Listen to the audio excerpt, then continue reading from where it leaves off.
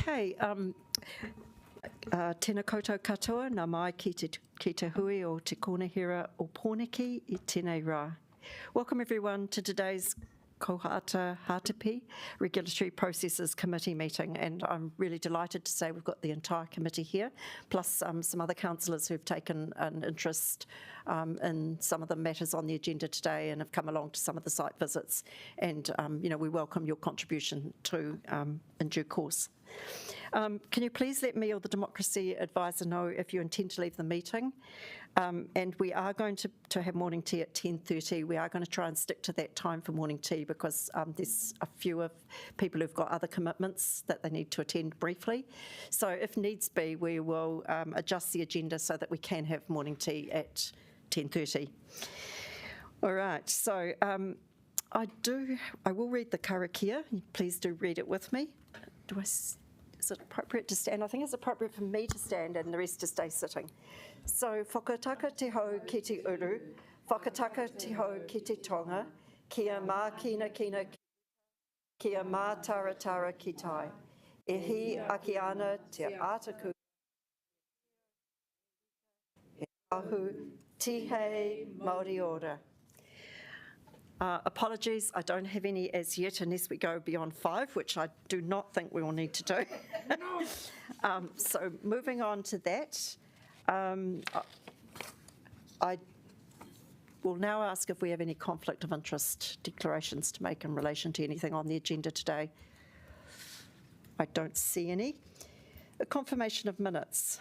So I move that we approve the minutes of the previous Regulatory Processes Committee meeting held on 20th of April 2023, which have been circulated, and they'd be taken as read and confirmed as an accurate record of that meeting. Do I have a seconder? Thank you, Councillor McNulty. I now put that motion, which has been moved and seconded, so can we vote on that, please?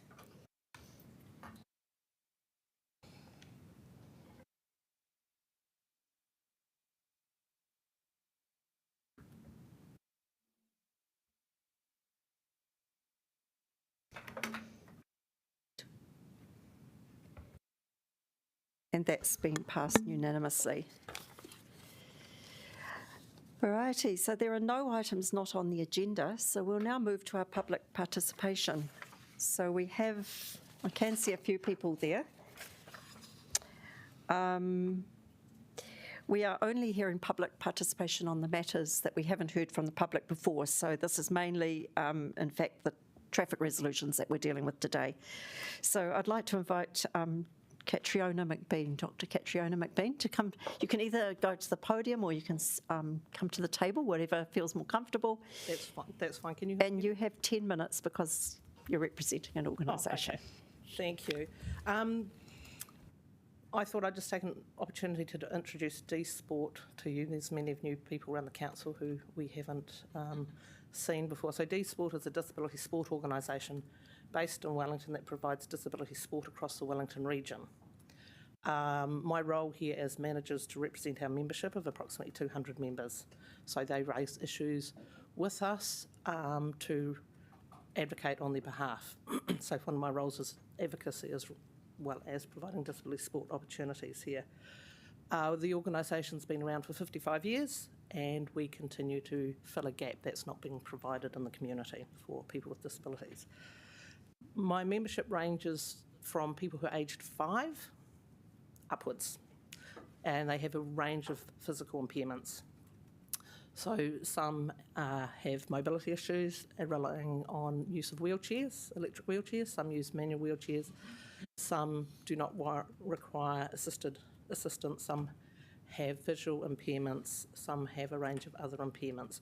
So our membership ranges across a whole range of physical impairments, and it's from that range of membership that I present today some issues that are seen on their behalf.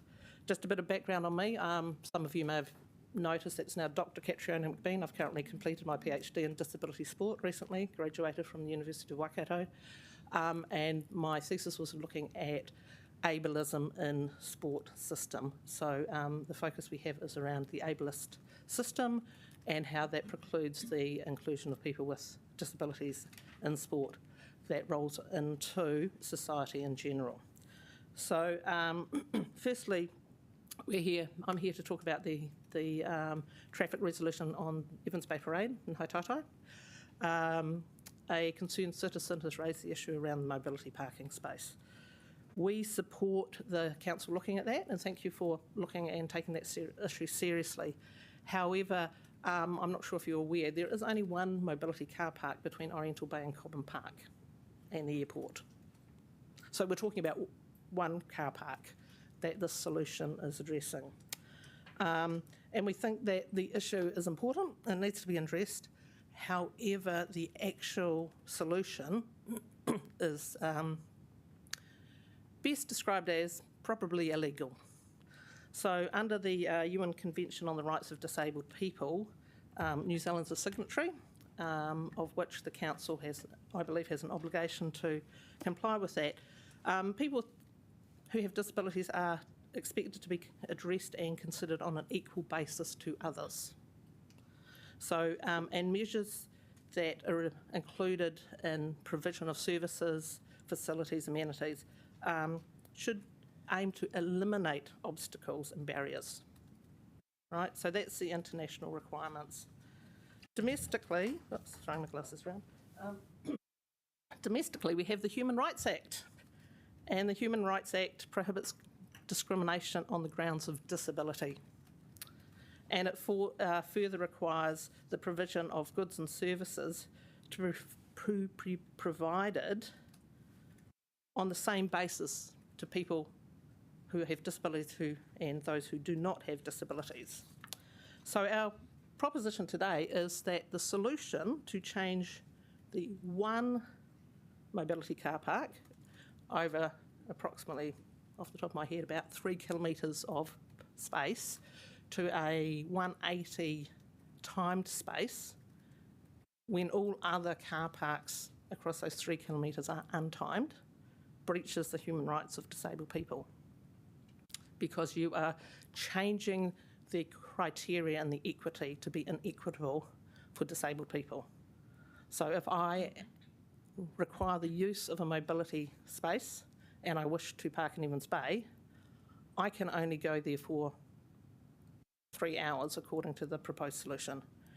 Whereas if I'm not disabled, I can park there for as long as I like. That in and of itself is discrimination and inequitable. So the solution that has been proposed we don't think is a sound solution. In my presentation and in my written submission, I actually suggested an alternative solution, seemingly logical, is to provide a second mobility car park in that space. Pretty simple. Make it untimed like everyone else. Or if there is a desire from the council to have a turnover of users of parks in that space, you make every single car park time limited, but ensuring that the accessible space has additional time, because we know that people who have mobility impairments take longer to get from A to B than people who do not have impairments. So basically, I'm just asking the committee to think of themselves, their friends, their parents, anyone who has a mobility issue, and how you would feel if they were told, you can only park here for 3 hours, yet I can park in the park right beside indefinitely. So just while I'm have a few minutes to spare, I'll also just Your minutes do need to include questions, and there probably are one or two. Yep, one or two. Just say that currently the council's consideration of people with mobility issues around traffic solutions, around parking, around cycleways is wanting and needs to be addressed. I'll leave it at that. Thank you, Katrina. We do have a question from Councillor Chung. Great, thanks very much, Dr. McBean. I'm just wondering, the feedback that you've actually been receiving from your members, have they been saying that they're having great difficulty in getting there because there's only one one mobility car park. And is that full a lot of the time? Do you know? I haven't had direct feedback from my members on that car park. I have had feedback from my members about being discriminated against through policies, that policy decisions are not considering their needs. So I don't know who uses the car park, to be honest. I'm sure people do. I don't know if there's an issue with more people wanting to do that. I mean, that wasn't raised in any of the documentation from the council, so I have no evidence. My issue is around the policy solution is discriminatory. So if we put another disability car park in there, would that solve the issue, or do you think that we should have one in a different location? The car parks there are close to Cog Park, Hātepe Beach, so where lots of people use it. The issue around the entire range of Evans Bay, from Oriental Bay right through Evans Bay, is that the footpaths are actually too high for anyone in a wheelchair or with mobility issues to actually get over if you park anywhere else. So if you are going to put a car park anywhere else, you'll have to ensure that there's a ramp onto the footpath for somewhere. So there's more engineering works, but so be it. I mean, that's what's required. So yeah, I have no position on whether it's there. It's just that if there's a need for it, why not too? So we do have another question from Councillor McNulty. Kia ora. So if we were to look at two P180 mobility spaces in that corner, would that be No. a suitable? You want one unrestricted. You'd want one unrestricted at the very They least. should all be unrestricted. Right, so putting a time limit on accessible parking is discriminatory and illegal because you're not time limiting able-bodied people, so it's not equitable. Yep. So you either do all the same for everyone, Yep. or, well, actually, no, you do. That's all you do. You do the same for everyone. If you are going to put time limited on everyone, then you need to add time to the mobility park, further time to allow people with mobility issues because it takes them longer to navigate the process. So it's not everyone, all the other parks are unlimited and these are going to be too accessible time limited. No, it's not time limited. Yep. That's the issue. Right? I guess my question would be, in the short term, in the long term, I absolutely accept what you're saying, that we need to do a lot better. But in the short term, do you accept there's some kind of tension between actually having enough people being able to use the space and the amount of time that we can restrict it for?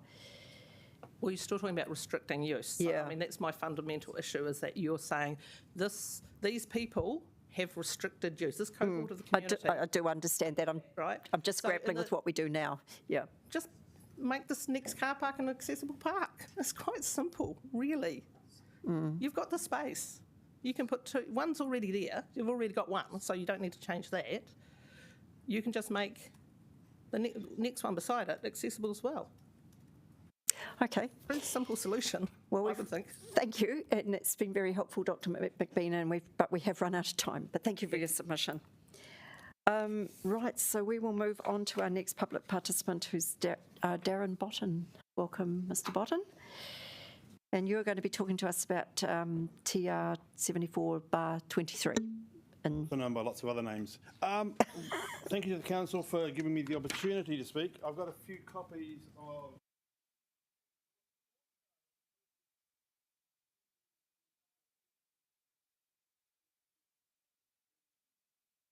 Hello, everybody. For those who have read the submission, has anyone noticed the car waiting behind the bushes at the intersection they've just remarked? If you have another look when you can, you'll be able to see the tip of the bonnet showing. I'll come back to that at the end. So, with my community association involvement, I regularly review local TRs and hear comments from residents when they notice things don't quite match the standard TR sequence.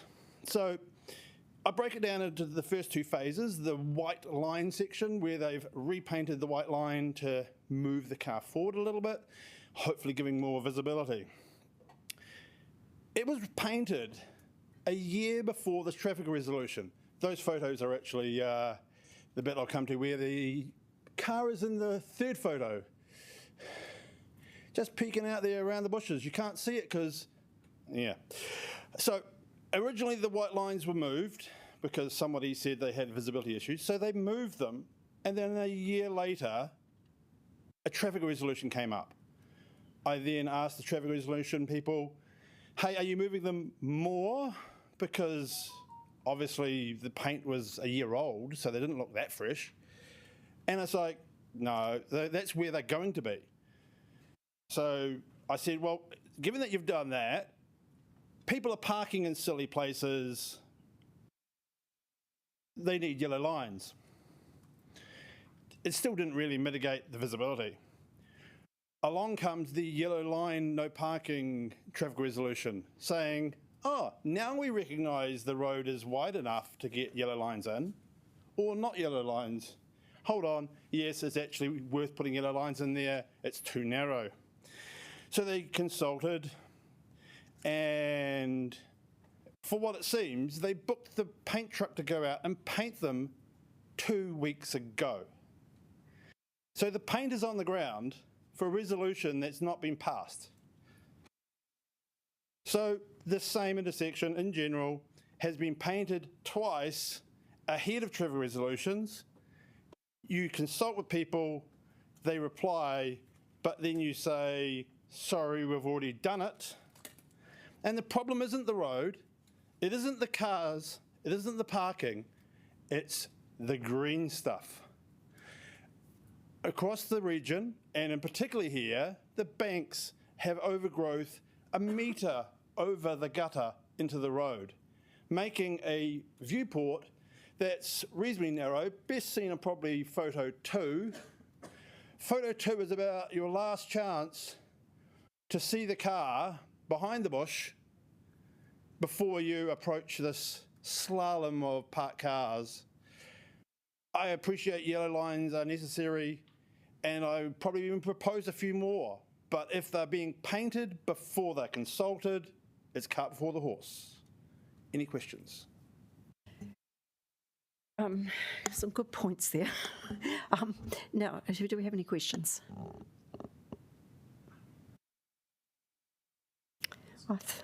Okay, we do have one from Councillor McNulty. So the key point you want to make here is that they have actually already carried out the work under this traffic resolution 2 weeks that ago. we are going to now talk about today. Is that correct? Yes. Yep. And your second key point is that there's a bit more need for some road, some clearing of bushes so that to enhance visibility. Can be improved most by the tree trimming teams and the brush and things. Okay. It's probably everywhere. Yeah. But this is a great example. If you drive through there, like Councillor McNulty will quite regularly, it's a slalom between cars, and you can't see around the blind corners because of the green. Love the green, but not in the corners. Okay, well, thank you very much. I think we have come to the end of our questions. Thank you for that information. We have one more public participant, and I'm just sorry, I'm just looking for my piece of paper. Right. Welcome, Nashwa, and you do have, I think, 5 minutes, and we're looking forward to hearing what you've got to say. Thank you. Kia ora koutou, ko Nashua Boys, toku ingoa, no Tamaki Makaurau aho, engari anaine, ko Wellington, toku kāinga noho. Thanks for having me, everyone. It is good to be here. I'm here to talk about the bus stop that you're proposing to put into Melksham Drive, the top of Melksham Drive. We received the feedback from the council last week, and to be honest, I'd first like to say how very disappointed I was in the report from the council. It really felt like the decision to put the bus stop outside the reserve was a fait accompli, and that they weren't actually interested in listening to what residents have to say. In many ways, I can understand why the council would want to put the bus stop outside the reserve. However, they're failing to recognise that right at that point is an intersection where Amesbury Drive meets Melksham Drive.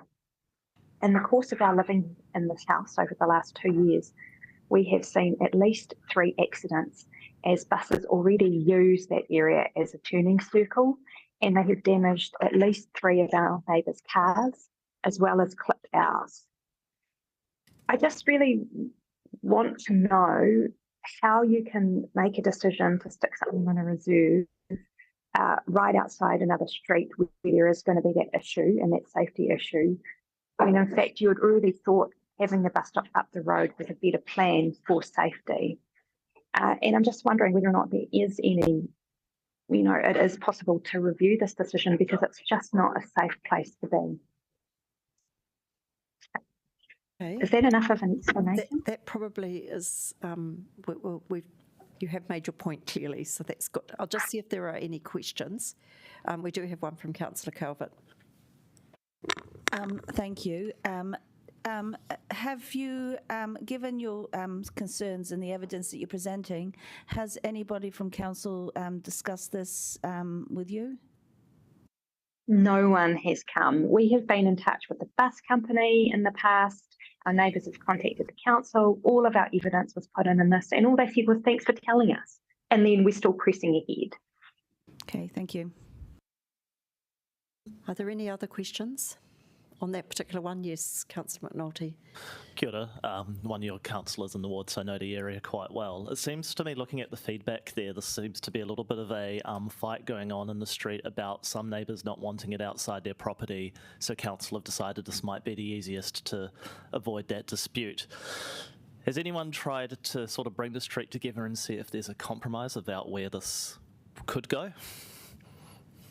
No, and that's basically because of, this has been a very individualised process by the council. So we got a letter from the council, then we only heard back last week, and were given, I only found out last night that I could come today. So I just feel like your timeframes are not enabling a collective approach to this, and I do think that would be a good way forward. But I also think the council, it really feels like they're not listening and they're not hearing what the safety concerns are, and that the decision's already been made. And to be honest, I have, we've put in feedback about other playgrounds being built in the street and things like that. And I really do have a strong sense of not feeling heard by the council when they ask for consultation on things, but then just press ahead with a stock standard, whatever they were going to do anyway. But I get that's a separate issue. Thank you. Thank you, Nashwa. Well, we can ask our staff for some more advice on this when they do come to us to present the paper. But thank you for your information and coming today. Thank you very much. I really appreciate having the time. Thank you. Right, so we will now move, I think, to our first item of business, which is the traffic resolutions. So can I invite Wendy to come? Okay, it's Siobhan. Thank you, Siobhan. Stealing your mic, so I nearly did that while you were talking. Kia ora, councillors. So very pleased to present this traffic resolution paper. We are seeking approval for 7 traffic resolutions, ranging from mobility parking, as you've heard, a couple of new bus stops, and some additional time-limited parking. So I will invite Suntek Kong and Zach Moody up to the table to answer any questions. Thank you.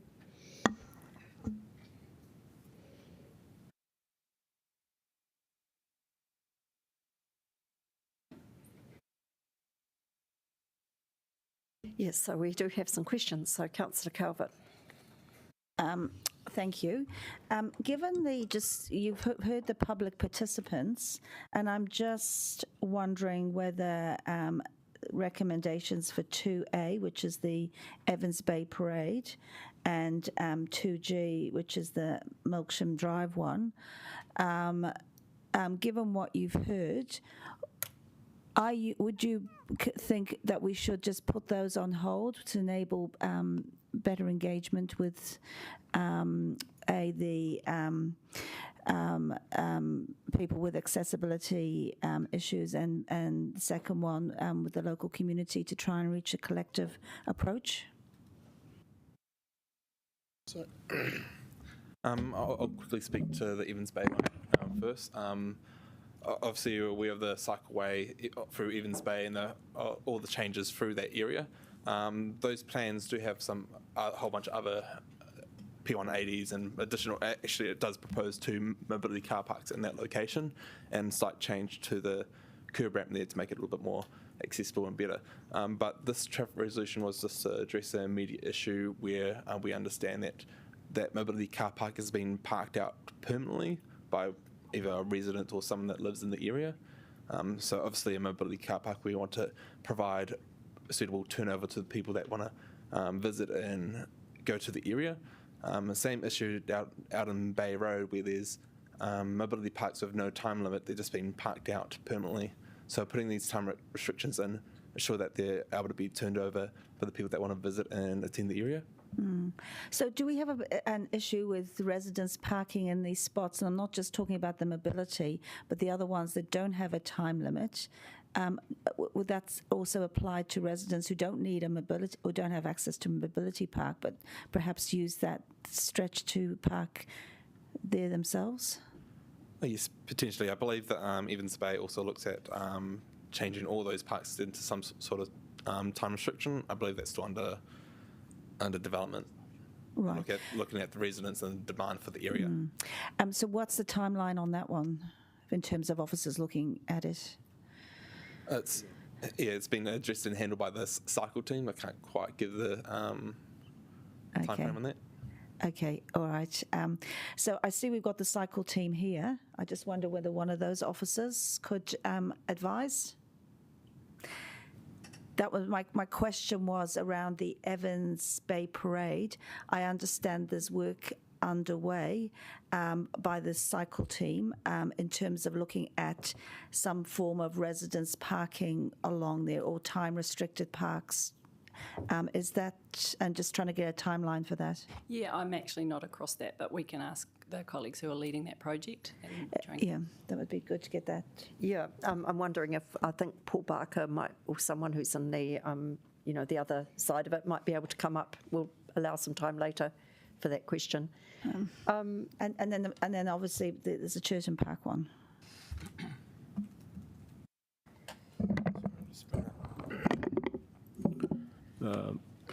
Madam Chair, Councillors, the Melsham bus stop, we did relocate further away from the reserve, from the intersection, and like this feedback we got is that the neighbours were saying, it's cause nuisance and buses stopping in front of houses and affecting driveways. So now balancing, minimizing disruptions to driveways, disruption to houses, we decided that outside the reserve would be the best location. I understand it's right at the intersection, but our view or our opinion is the traffic volume, the sight lines are good, and as a result, it's a good location. And I accept that buses do turn around there, but this is something that we are currently dealing with MetLink to instruct their drivers up to turn at the top. Thanks. Do you think there would be a benefit in or would the officers be willing to be part of a collective meeting with the council, with Greater Wellington, with the local councillors? Don't put Yolanda in it, but just with the local community on just making sure. You won't get a solution that meets everyone's needs, but whether there's a way forward that a majority might support. We are currently working on engaging the public early. And this bus stop has gone through a long process. It's at least 6 months since we started the process, finding a location that minimizes the disruption. Yeah. So that is a process we are following. But it's bringing everyone together, everybody in the same space together. That hasn't happened, I understand. Not in this particular case. Okay. Yes. All right. Thank you. Yeah, I'll get in a minute. Is this the number 24 route where it goes up that little loop? I'm not particularly familiar with the area. I'm not sure. This the one that used to be one way and before the changes in 2018? No, it's a different one. Okay. That was my question. Yeah, the bus is meant to go to the very top of Melksham and turn around and come back down. It should not be turning at this intersection. I've spoken to Leona with Greater Wellington, and buses should not be turning there. And they'll work towards ensuring the bus drivers aren't doing that there. I think the main reason is because there's no formalised bus stops further up, so there's no point going up there and turning and preparing that, so they just quickly turn at this intersection to go to the currently formed bus stop further down. But, Leona and Interbus, they'll work to make sure the drivers aren't turning at this intersection. Is it better for us to delay approving this until there is that issue has been formalised, the turning issue and the development of the bus stops further up? It's a operation issue that we need to discuss with Greater Wellington and the NZ Bus and the drivers to ensure that they are going further up. Obviously, if this bus stop is installed, turning at this intersection, they'll be able to get into the space correctly, so they will need to go further up to turn around to get the alignment correct. Okay. Pauiwi Holden. Kia ora, just picking up on the submission from Dr. McBean around the Evans Bay one, if I could, just how feasible would it be to make all those unrestricted parks P180? They parade cycleway during that consultation and proposal. I believe there is proposal to turn all those unrestricted parks to a time limit. Okay. I believe that the initial one's P180, but after consultation and further development, it might be some other version. Get it now. Thank you. So this is just a temporary measure to kind of deal with the issue raised was that someone's parking it permanently. Thank you. Long term. Would I just be able to suggest potentially a compromise here, and you guys tell me if it's possible, that we do an unrestricted mobility part for now, and then when the changes for Evans Bay come through, we restrict all of them to P180? Yes, we can do that, yes. Yes, that might be one way forward, but it might not be the way we eventually choose. Yeah, I see. I think we've got welcome to Mr. Barker. Now, Councillor Calvert, do you want to ask your question again? Oh, okay. We'll go to you then. Sorry, I didn't see that. Just in terms of Melksham and Amesbury, so I guess I'm struggling a little bit rationalising this because at the last regs we talked about Kipling and Elliot and Johnsonville, which was a pretty quiet intersection where people coming down Kipling Street, if they were right turning, we said actually we shouldn't have any parking on that area and that visibility needs to go there. You've referred to traffic counts around Melksham, but Stebbings Valley is due for another, I believe, 600 homes to go up there over the next few years, which would quite dramatically change it. So I guess I can't quite see the consistency in putting the bus stop right directly in an intersection when we've sort of done other decisions here at much quieter intersections where we've actually said, no, we need to yellow lines that. Councillor, the difference between the two intersections is the one in Kipling Street, Elliot, is quite a narrow intersection, which means anything that's parked on the roadside actually forces someone to go across the center line. And the topography of that intersection is that the gradient stops someone seeing what's coming from the other opposite direction.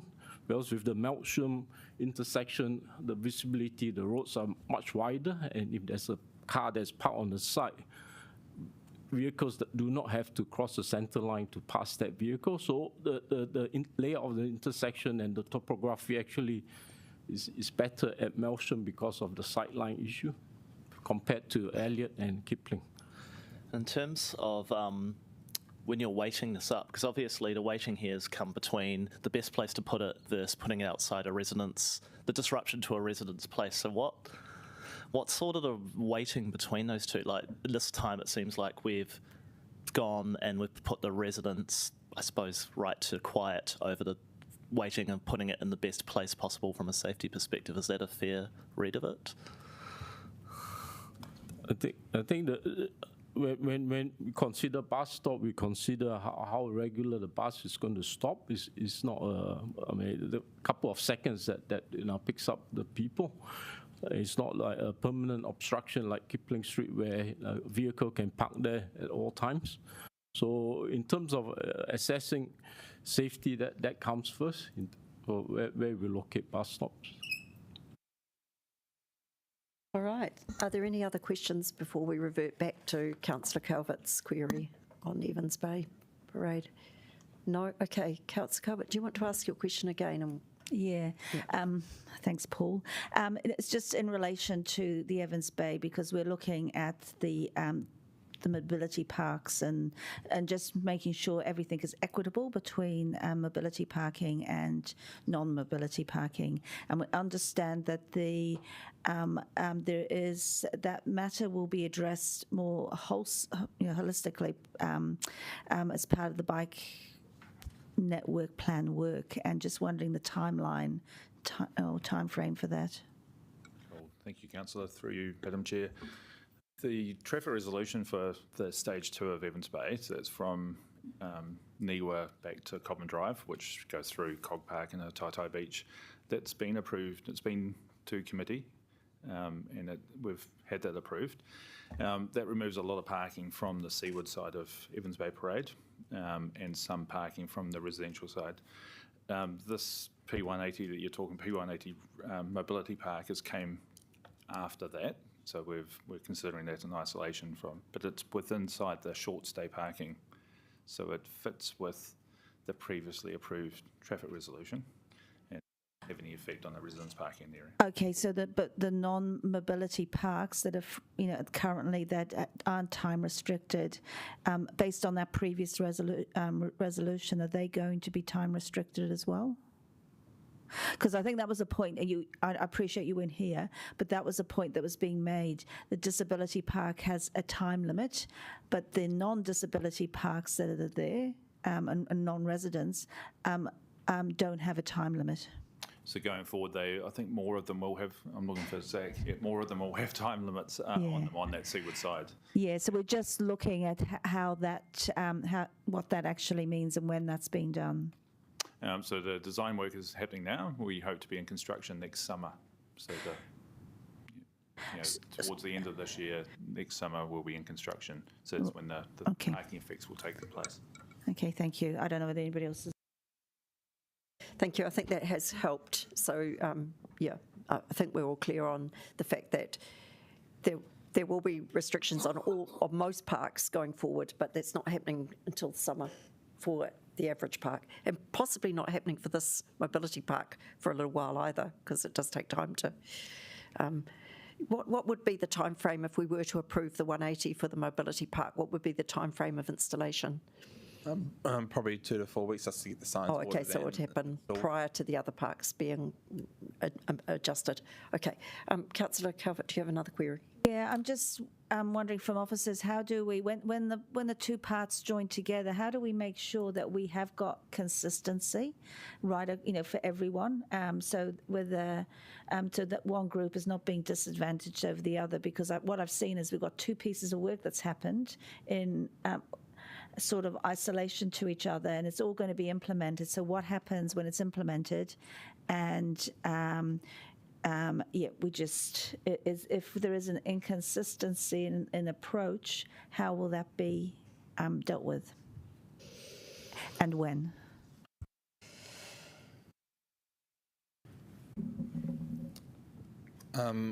Obviously, when we got this request, we did consider, do we wait until the Evans Bay Parade goes through and fixes the issue with all the other changes and development there, or do we quickly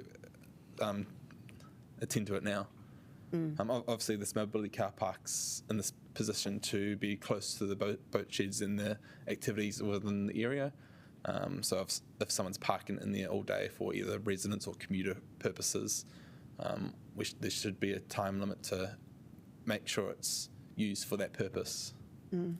Okay, I think that probably comes into debate as to how we want to handle the information we've been given, but I do thank you very much for giving us that information. Thank you, Mr. Barker, for coming up to help clarify a few things. Are there any other questions on these papers before we move on to debate? Yes, we do have one from Councillor McNulty. I'm just coming back to Melksham one more time. So are there any other alternative options we can explore in terms of not placing this into the intersection, or this is really firm from your perspective? The additional thing here is for a bus shelter. This is a stop going into the city. So one of the key factors on proposing this location was that we wanted to construct a bus shelter. Obviously, if we wanted to further up or outside anywhere else, there'd have to be a large bus shelter outside someone's property.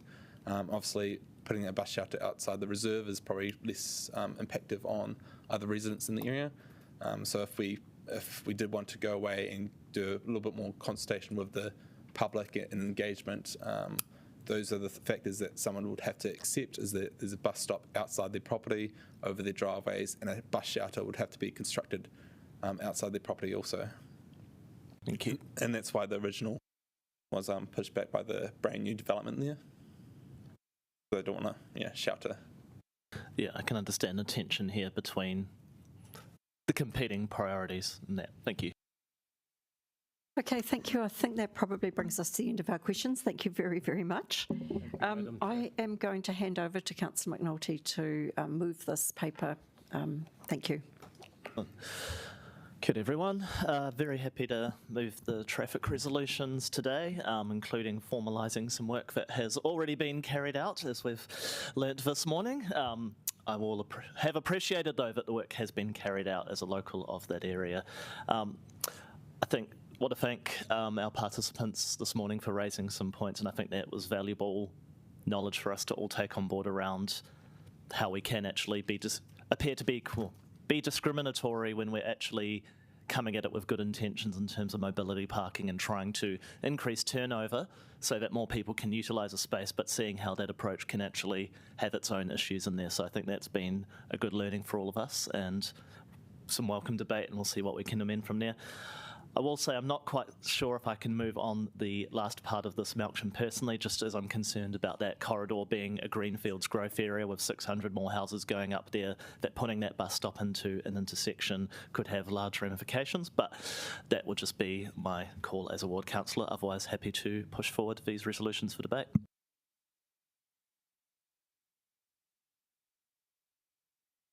Right. Have a seconder for this paper. Okay, all right, well, Tam's happy to second. Do you wish to speak now? No. Okay, do we have any debate? Thank you, Councillor Calvert.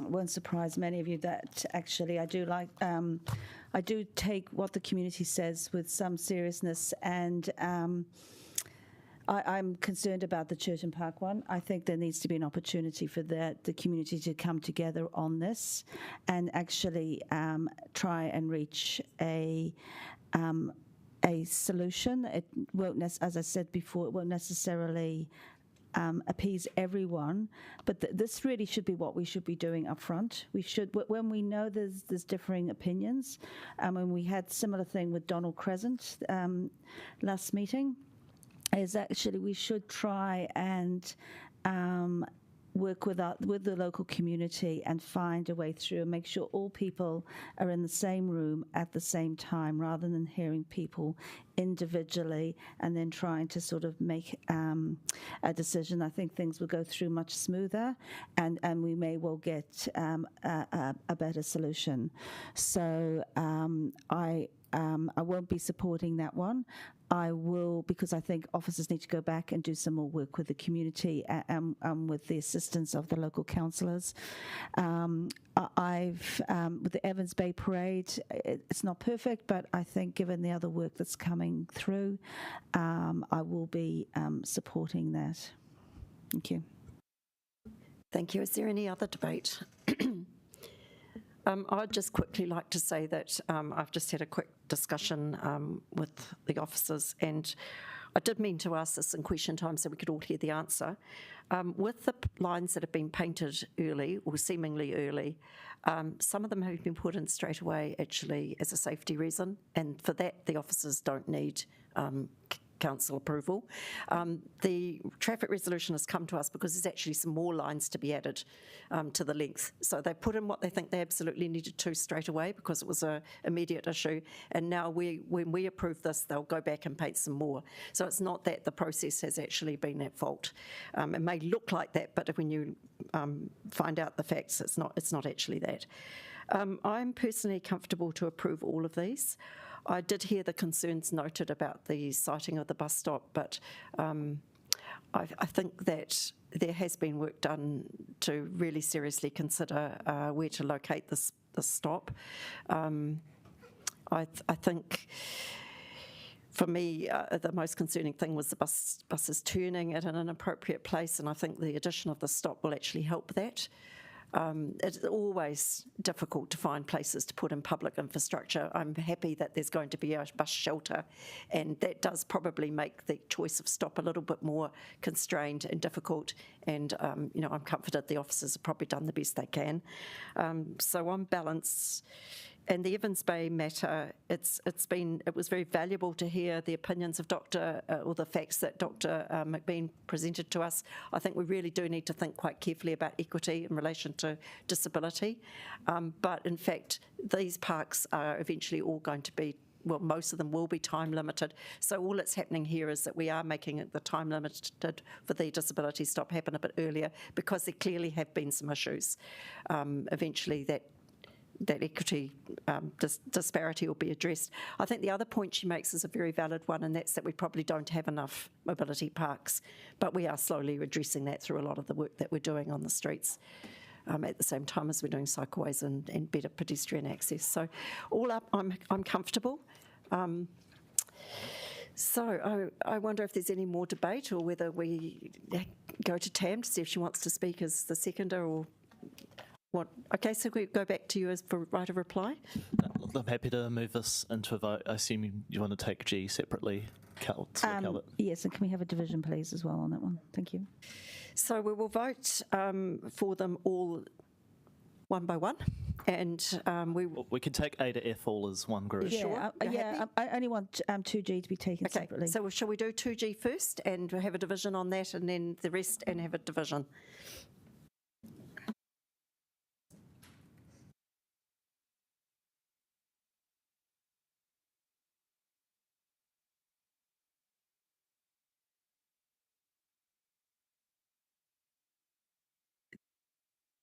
That's passed by a majority, and we will now do the rest.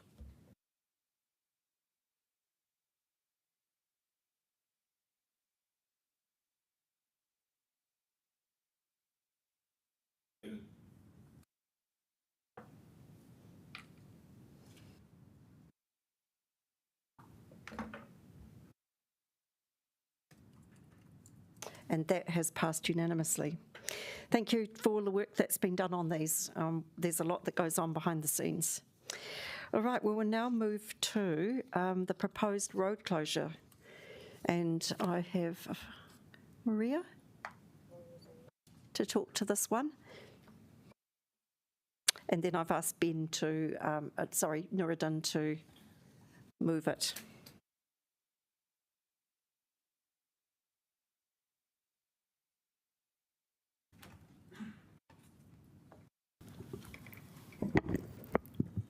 Kia ora, Sean Woodcock, Network Manager, Transport. So I'd like to introduce the closure that we bring to committee today, and that's for the Vosler Shield. Vosler Shield is a well-known and long-running interclub cross-country race. Cross-country, it's more of a mountain race, to be fair, looking at the topography. But the proposed road closure is on Saturday, 27th of May. Once again, it's been a long running. Maria has been helped facilitating this event for many years, and as per usual, her work has been engaged with many areas of the community, and we've had no adverse reaction to this proposal at all. Thank you. Are there any questions for our officers? Thank you, Councillor Calvert. Sorry, it's just a really basic one. When you talk about motorised scooters, are you talking about that also includes sort of e-scooters? Yes. Yeah, okay, thank you. Okay, so just a question. This isn't the first time the road's been closed for this purpose. Is it how many times have we done this before? 3. 3. And have we received any objections? Not so far. They used to do it without a road closure, but because they've got children and young athletes going through, it's just deemed safer. Okay, and they thank you. crisscross the road. Thank you. Are there any further questions for our officers? No, thank you very much. Thank you. And I'll invite Nuridan to introduce it, and we'll find a seconder as well. Thank you very much, Maria and Sean. Cool. Thank you, colleagues. This is a normal practice at council. When there is an event, we usually close roads when we requested for health and safety and any other issues. So I move this paper and, for a debate. And we're seconded by Councillor Calvert. Do you wish to speak, Councillor Calvert? Are there any other further debate? Right of reply? No? Let's move to vote. Okay. So we'll put this to the vote.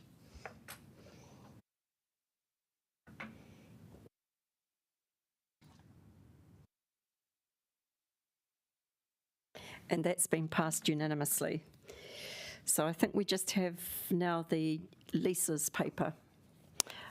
For this, I'd like to invite to the table Annalise Boss. Annalise, are you in the room? Have I got the right person?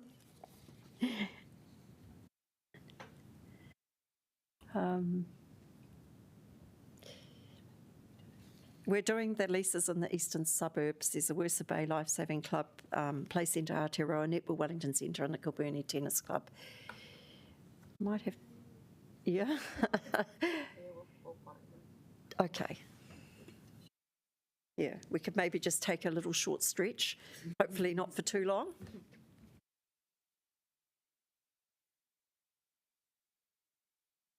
We must be making good time.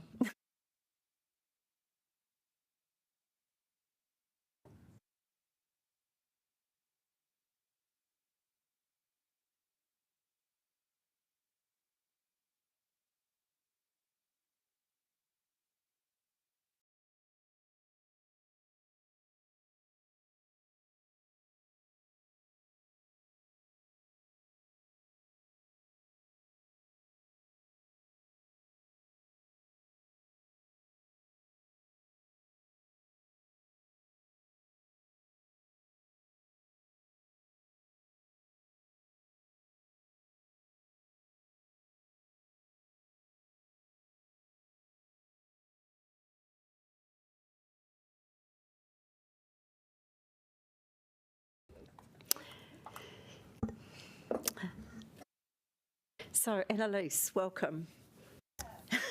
And if you'd just like to give us a little background on these 3 or 4, 2, 3, 4, or even 5, on all of these ground leases, that would be really appreciated. Thank you. Kia ora, councillors. This paper requests the committee approval for the next step in the leasing process under the leasing policy. So there are 2 premises leases which are on reserved land. One for the Wersa Bay Lifesaving Club in Scorching Bay, a recommendation term of 5 + 10 years, and the other for Play Centre Aotearoa in Miramar, a recommendation of 5 + 5. The other 2 are ground leases, which are on Wellington Town Belt land. This includes the Wellington Netball Centre at Hātepe Park, a recommendation for 10 + 10, and the other for Kilburnie Tennis Club in Kilburnie for a recommendation of 10 + 10. Annalise here, one of our community lease advisors, has been working with all 4 groups over the past 6 months, and will be able to take any questions from you. Thank you. I just would like, if you can, just give us a quick explanation of why some of those leases are a little bit shorter than some of the others. Thank you. So you'll see that there are 2 premises leases with shorter terms in our standard 10 + 10. So this is the Wersa Bay Lifesaving Club and Play Centre Aotearoa. So the first one, Wersa Bay Lifesaving Club, so they have their home base effectively at Marine Parade in Seatoon. They own the building there. They patrol Scorching Bay in the summertime.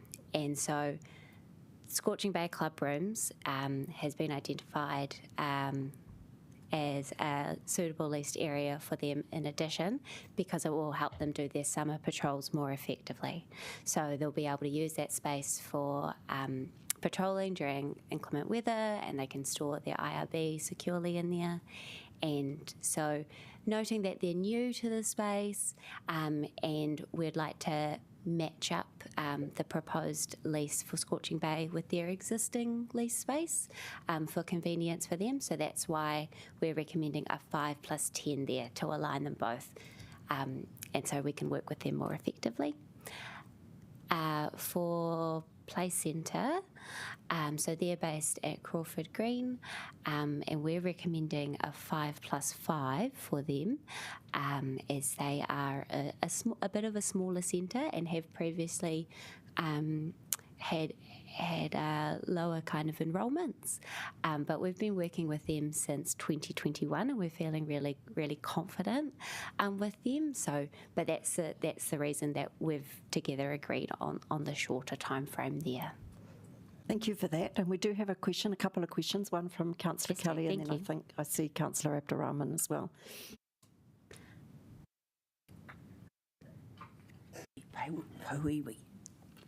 Sorry. I've been elevated. I've been elevated. Yeah, you have. Sorry about that.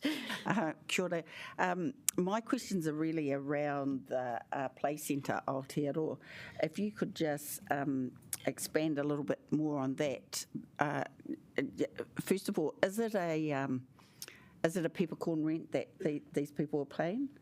Okay, so my concern is that play centres are actual businesses. So could you just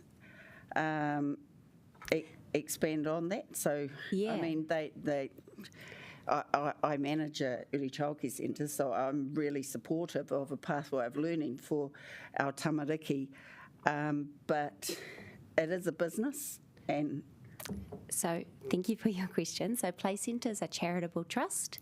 This one? Yeah, Play Centre Aotearoa has charitable status, so that includes all play centres. And so play centres under our early childhood centres policy, their lease fees are set at 4% of their revenue, so that includes their Ministry of Education subsidies and all donations. So they are a not-for-profit, and they are charitable. Thank you for that. My ECE that I manage is a charitable trust, and it's not for profit as well, but it still makes a very good income, even though we don't get money from the parents themselves, but from the subsidies. So my concern is this: are we being equitable to other people that could use that space? Is that space also being allowed for other organisations to use, because they would only be using that building in the daytime? So is it open for other organisations? And I'm talking about being equitable to other organisations. So I get it, the not-for-profit and the charitable trust, but essentially it's still a business.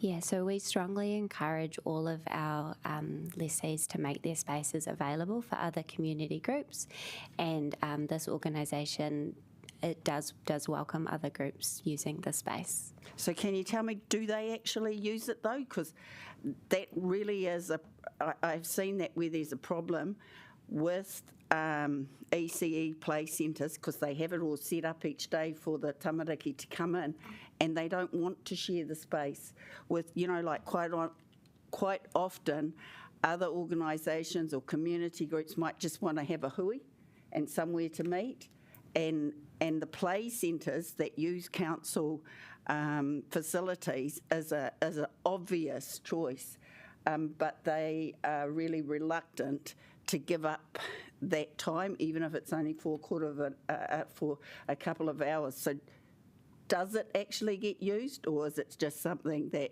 you encourage them to do? We certainly encourage the centre. I know in an ad hoc way they'll have community events there, but perhaps I'm not aware of any kind of permanent alternative arrangement with the centre.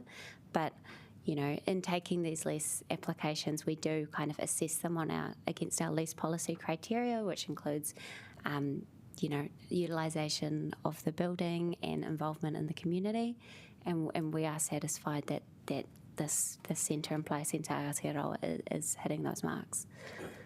Thank you. So just following up from that, is there a difference in the charging that we do for something like a early childhood centre versus a sports group? And could you explain something about that if there is? Yeah, thank you. So we have our lease policy, and we also have an early childhood centres policy, and for early childhood centres, so again, those are 4 ECEs that are not for profit, and where the early childhood centre, where they actually own the building, so we have a handful of also play centres where they own the building, it's 1% of revenue, and for early childhood centres where council owns the building, it's 4% of revenue. You know, just hearing, you know, your point, Pui, Liz, that, you know, they're perhaps in a different financial position from some of our other users. Have we done a recent review of that to make sure it kind of is looking about right? So we're currently, the policy team is looking at all of our community facilities and the community facilities network plan. And so this includes the lease facilities that we look after in our team, and then also the early childhood centres policy. So it's not a piece of work that we're directly involved with, but I think we'll come out when of I that said plan. we, I meant sort of in a very broad sense. Yeah. Okay. No, I think that's definitely being looked into. Okay. Thank you. Now, did you have a question, Councillor? Yeah. Cool, thank you. And for me, when you said about utilisation, is there a strategy and threshold when we look at to give them the lease again? Because let's say if we advertise it, there will be people who will be coming with more kind of strategy, maybe bringing more children who can use that space. But in this case, once you get in, you're going to stay there for as long as you can. And do we know when is the threshold? How many, you know, you say, oh, no, it's enough is enough, kind of. So when our lessees, when their leases expire, we ask them to submit an application form that details, you know, making sure that their organisation is strong, they have enough finances to continue the term of the lease, and making sure that their building is well utilised. And we ask them to submit like a timetable of how often they're using it, so we can make sure that their application meets our lease policy criteria. So we're confident that all of the leases in this paper are meeting our policy. So as a follow-up to that, I know premises not related to this one or not a play centre that used only 6 hours a week and a very big premises, and they still got a contract with us, a lease agreement. And so where is the threshold? What I'm basically saying is, what do we mean well utilized? Is 2-3, you know, if you're a play center, you have 2-3 children coming into it, whatever it is. What do we mean enough utilization? Do we have a threshold? That's what I'm trying. Yeah, thank you. I think in our assessments, you know, I can't offer you a straight number. I think it is a kind of a case-by-case basis, noting that other community facilities might be kind of set up in a certain way or next to an outdoor space that they use. However, again, kind of noting back to the community facilities plan, the focus of that is maximising utilisation. So hopefully there might be some further direction from that too. My last question would be is, if you are a new community, emerging community, how easy it is to get into those kind of, council facilities to get access to it? Because, So on our website, we have a form that community groups can fill in if they're looking for a space. So I can send you that form if you would like to pass it on to anyone that you know. And so it's just a register your interest form, and community groups can fill that out.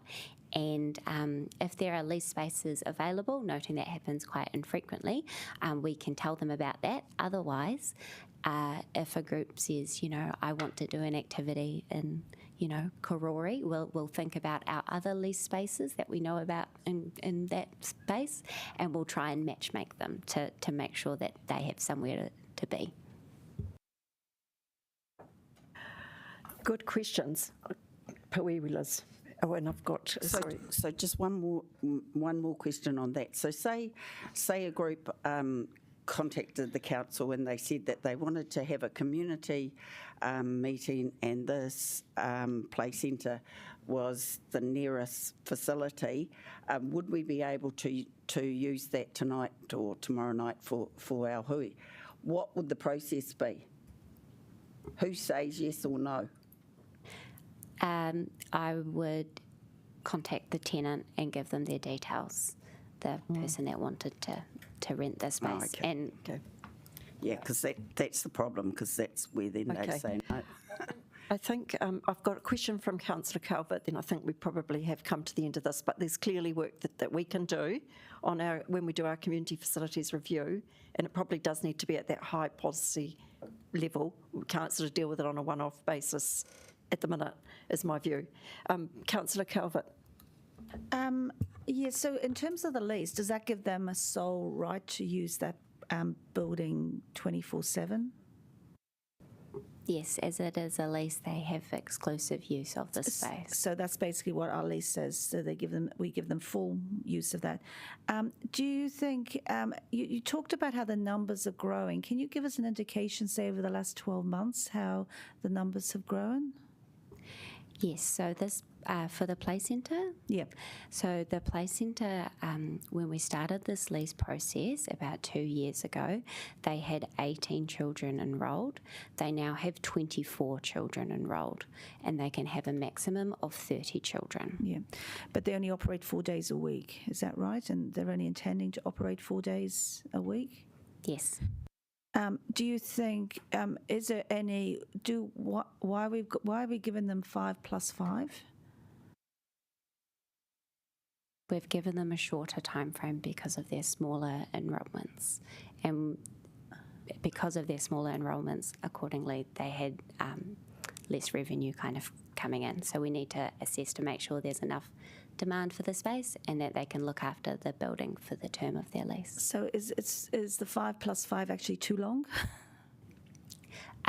We've come to the 5+5 recommendation in reviewing their application with managers and with Play Centre Aotearoa, and we've agreed that that's a suitable time frame. It is shorter than our 10+10, so it is shorter than standard.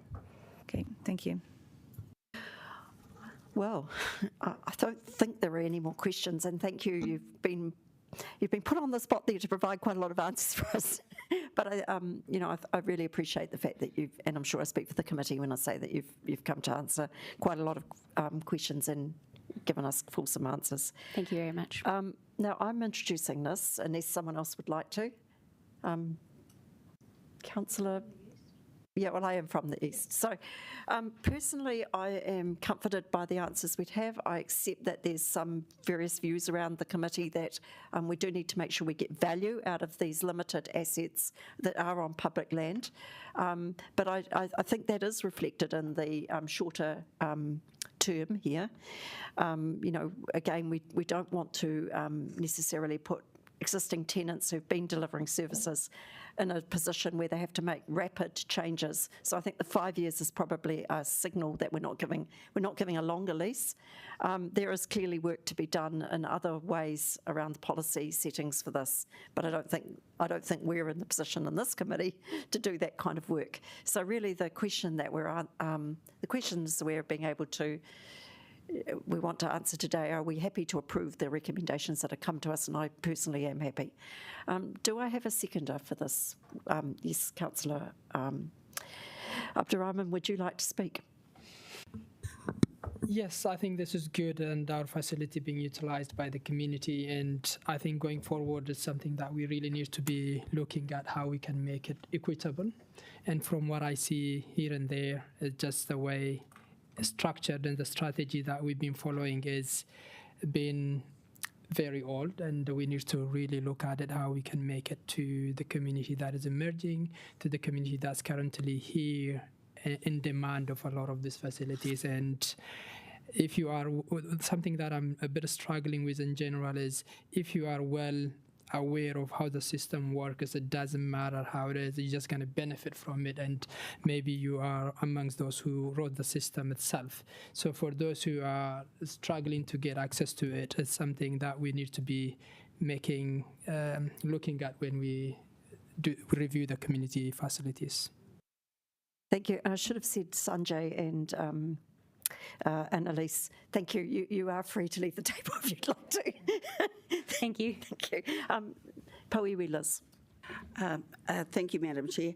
I've been sitting considering this, and I have to say that I really have concerns about 2B, and essentially it's because of what I do know about ECE and also the space that this is being used. And I'm reflecting on a time, I won't identify them, but I was on a college board for a number of years, and we wanted to, and there was agreements that we would build wharenui, and of course that needs to be at the front of the school, and the ideal place was on land that the council had given a lease to for an ECE.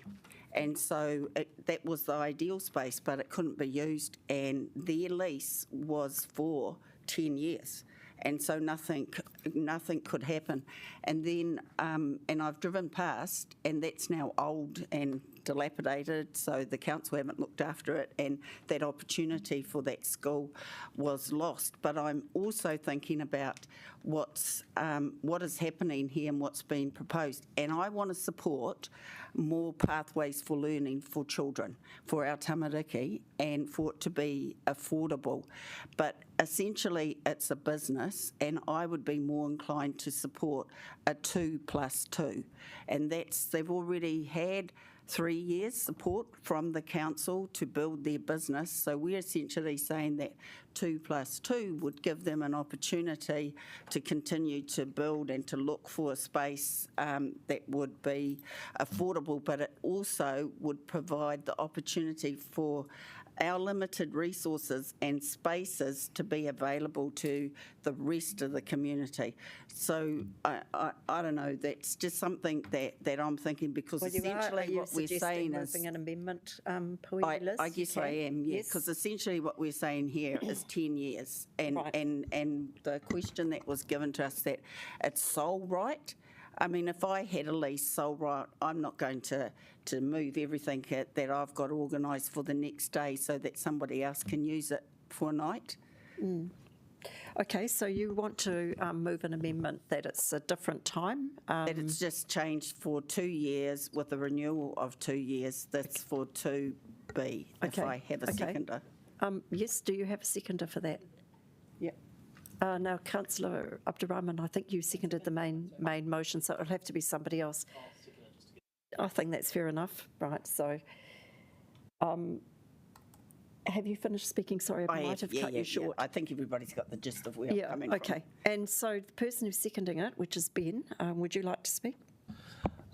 Yeah, look, I think there's some good points raised, and I totally agree with the thrust of what Pauiwi Kelly is saying. I'm just cognizant that we've got the community facilities review and train, and that's probably, in my opinion, the appropriate place to figure out, because that should be identifying if the space is desired by the community and it's not being accessed by the community, which is absolutely a valid concern, and I can imagine that's going through that's there. So I'm happy to trust in process and go with the 5x5. But I think these are important points to be acknowledged. And obviously, we have a building that is essentially vacant for, more than it's occupied. And just as a council, we should be looking at utilisation of those spaces across the board, because we are funding those for our depreciation and then for into rates.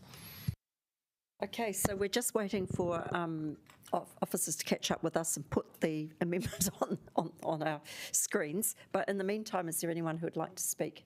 Councillor Abdurrahman.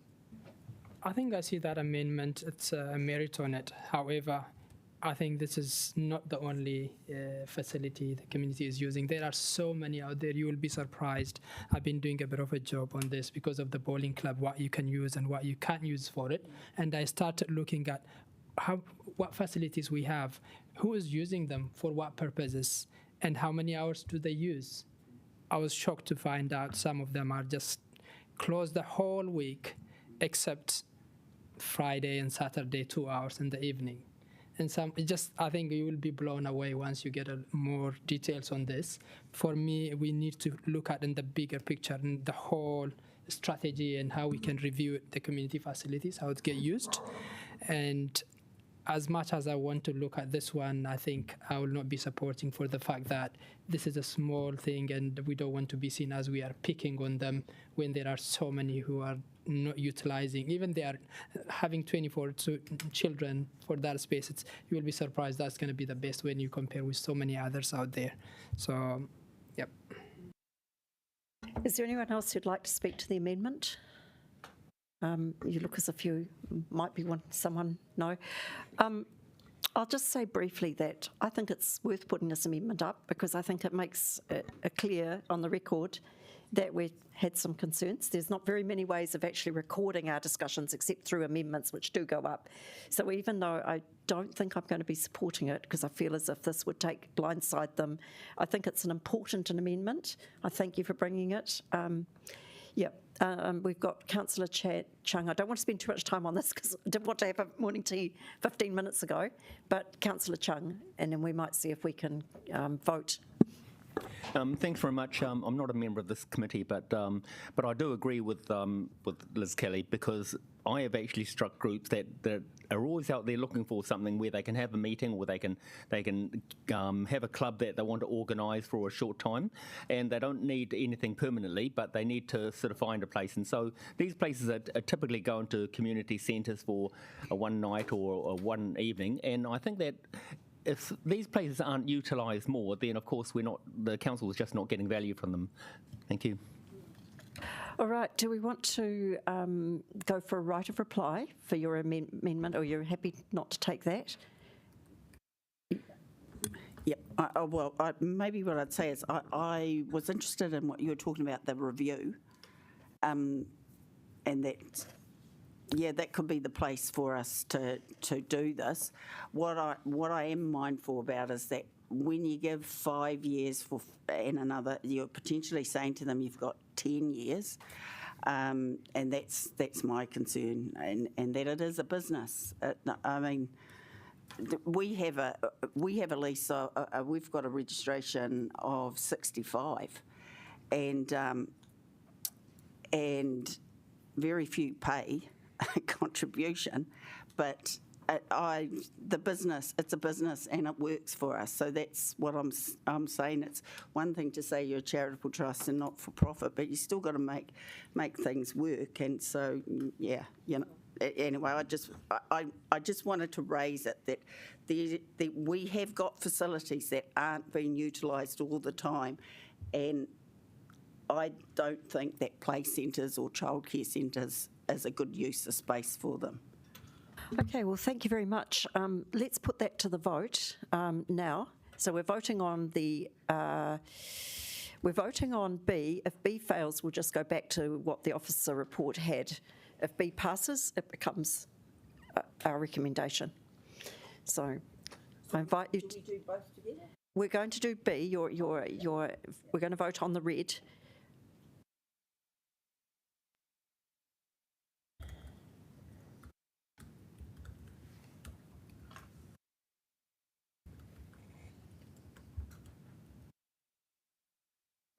So that has failed, but I do thank you again for bringing it, and I think that this debate has been useful and probably opened our eyes to some of the things we need to think about in the facilities review. We'll now go back to the not amended substantive, the substantive as it was. So that failed, so we're back to where we were, and we will. I don't think I need a right of reply or anything else, and I don't think there's any further debate, so we will vote on this now. Now, does anyone want to take anything separately? No, okay.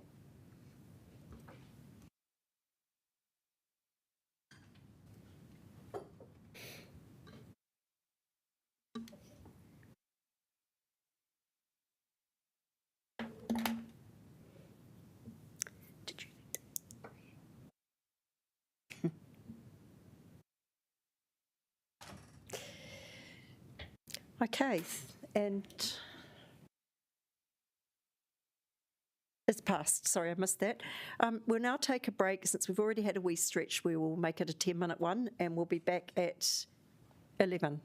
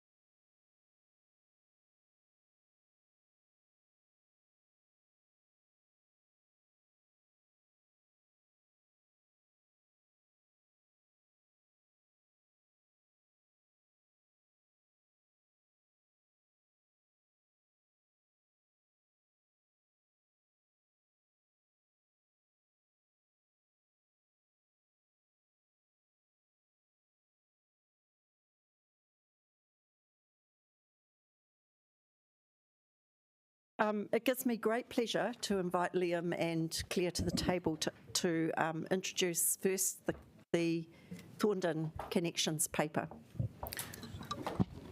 Kia ora tātou councillors. Perhaps I'll wait till all seated, Madam Chair, is that okay? Probably is worth doing. Can I just ask people to be really prompt getting back, though? I can see a few people are getting sustenance.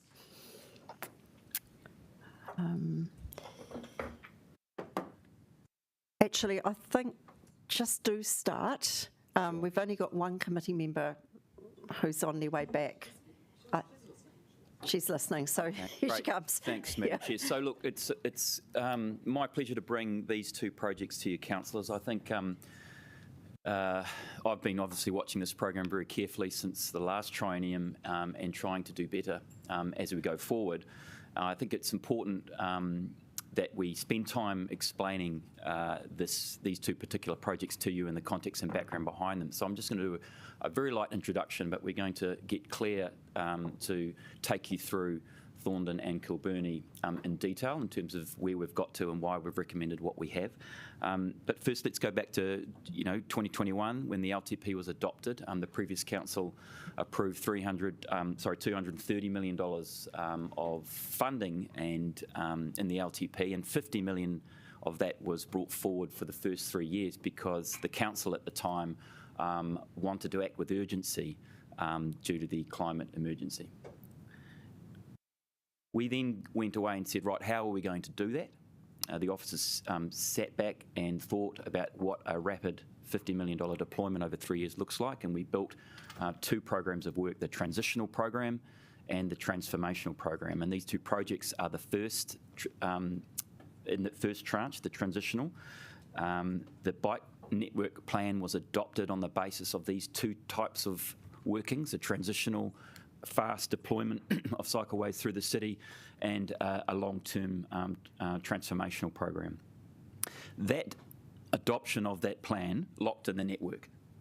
Okay, you approved the primary and secondary network back in March 2022 after you gave us the funding and tell us how to do it. These two projects, as I said, are the transitional light cycling infrastructure. These projects are supposed to be quick, ready, and deployable into the street network so we can receive not only through the establishment of the bike network and the design of it, feedback on the network and how it's operating so we can go back and make changes as we see fit and as the council requires. But in the process of getting these cycleway networks out into the streets, we do lots and lots of engagement. We've learned, obviously, from all of the cycleways we've been involved in. I've been very closely monitoring how the engagement's been going. We've gone on these two projects deeper than we ever have. We started engaging in Kilbirnie in July 21 in pre-engagement, and we started in Thorndon in October 22. But with Bowen Street, in particular, we started engaging with the Thorndon Residents Association when we actually rolled out Bowen. Now, progress has been made. We have planned and approved more cycleways in the last 12 months than the city has in 5 years. So your LTP direction, your funding, the bike network plan when we adopted and locked in the network has all created an environment where we've been able to rapidly deploy and do what you asked us to do back in 21 through the LTP. So my measure of engagement and my measure of the strength and ability of the team in getting in and asking the questions of the community is the reactions we get and the submissions we get as a result. And in this instance, for these two cycleways, it's been thousands of submissions, both for and against. And just remember, when we put the survey together, the survey isn't asking whether you like cycling or not to the community. It's accepting we've adopted a network already, primary and secondary. We're asking how the cycle network can operate. Okay, it's very, very different, those questions that we asked in the survey that we received submissions on.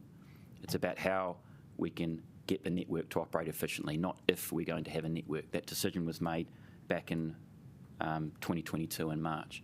So I will hand over to Claire now, and I think Ollie will also be assisting, who ran and planned the strategic engagement piece for these two pieces of work. And just to reiterate, we're always learning. In particular, Aro and Nio, You adopted those two networks under your term in this triennium. We also adopted in the previous triennium Newtown. We learned a lot from that.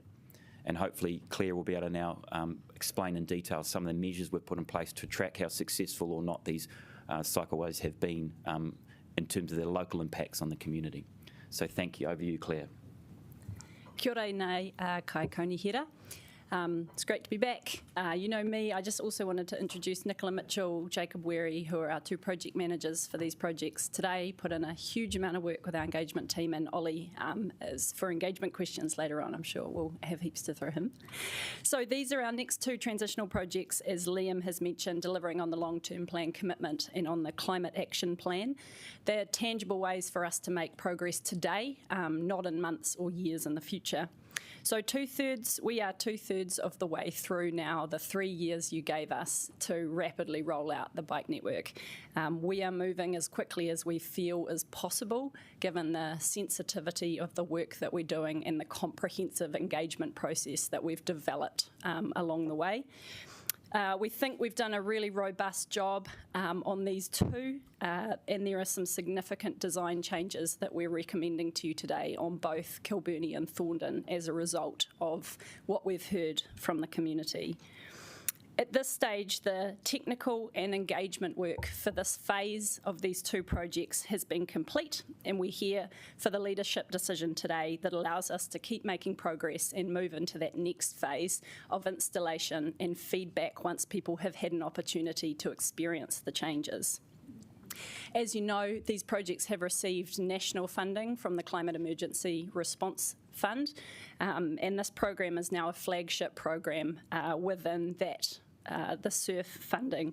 So 90% of what we deliver between March this year and June next year will be paid for by central government funding. So ratepayers benefit from us continuing to progress and get these projects in as soon as we can. I'd like to acknowledge mana whenua, who we continue to have the privilege of working with on these projects, and just wanted to spend a minute on this. The mahi that we're doing in this space supports the council ambition to build a genuine partnership with mana whenua, as was signed with the Tākeihere Partnership Agreement at Pipitea Marae last year. And you can now see some of the early examples of what this co-design is looking like. So for anyone who's seen the Niho Taniwha Sakaway design art down up Bowen Street, which is depicting the Tūtai Nui Awa, and the Indigenous mural on Bowen Street that represents that area's importance as a cultivation site.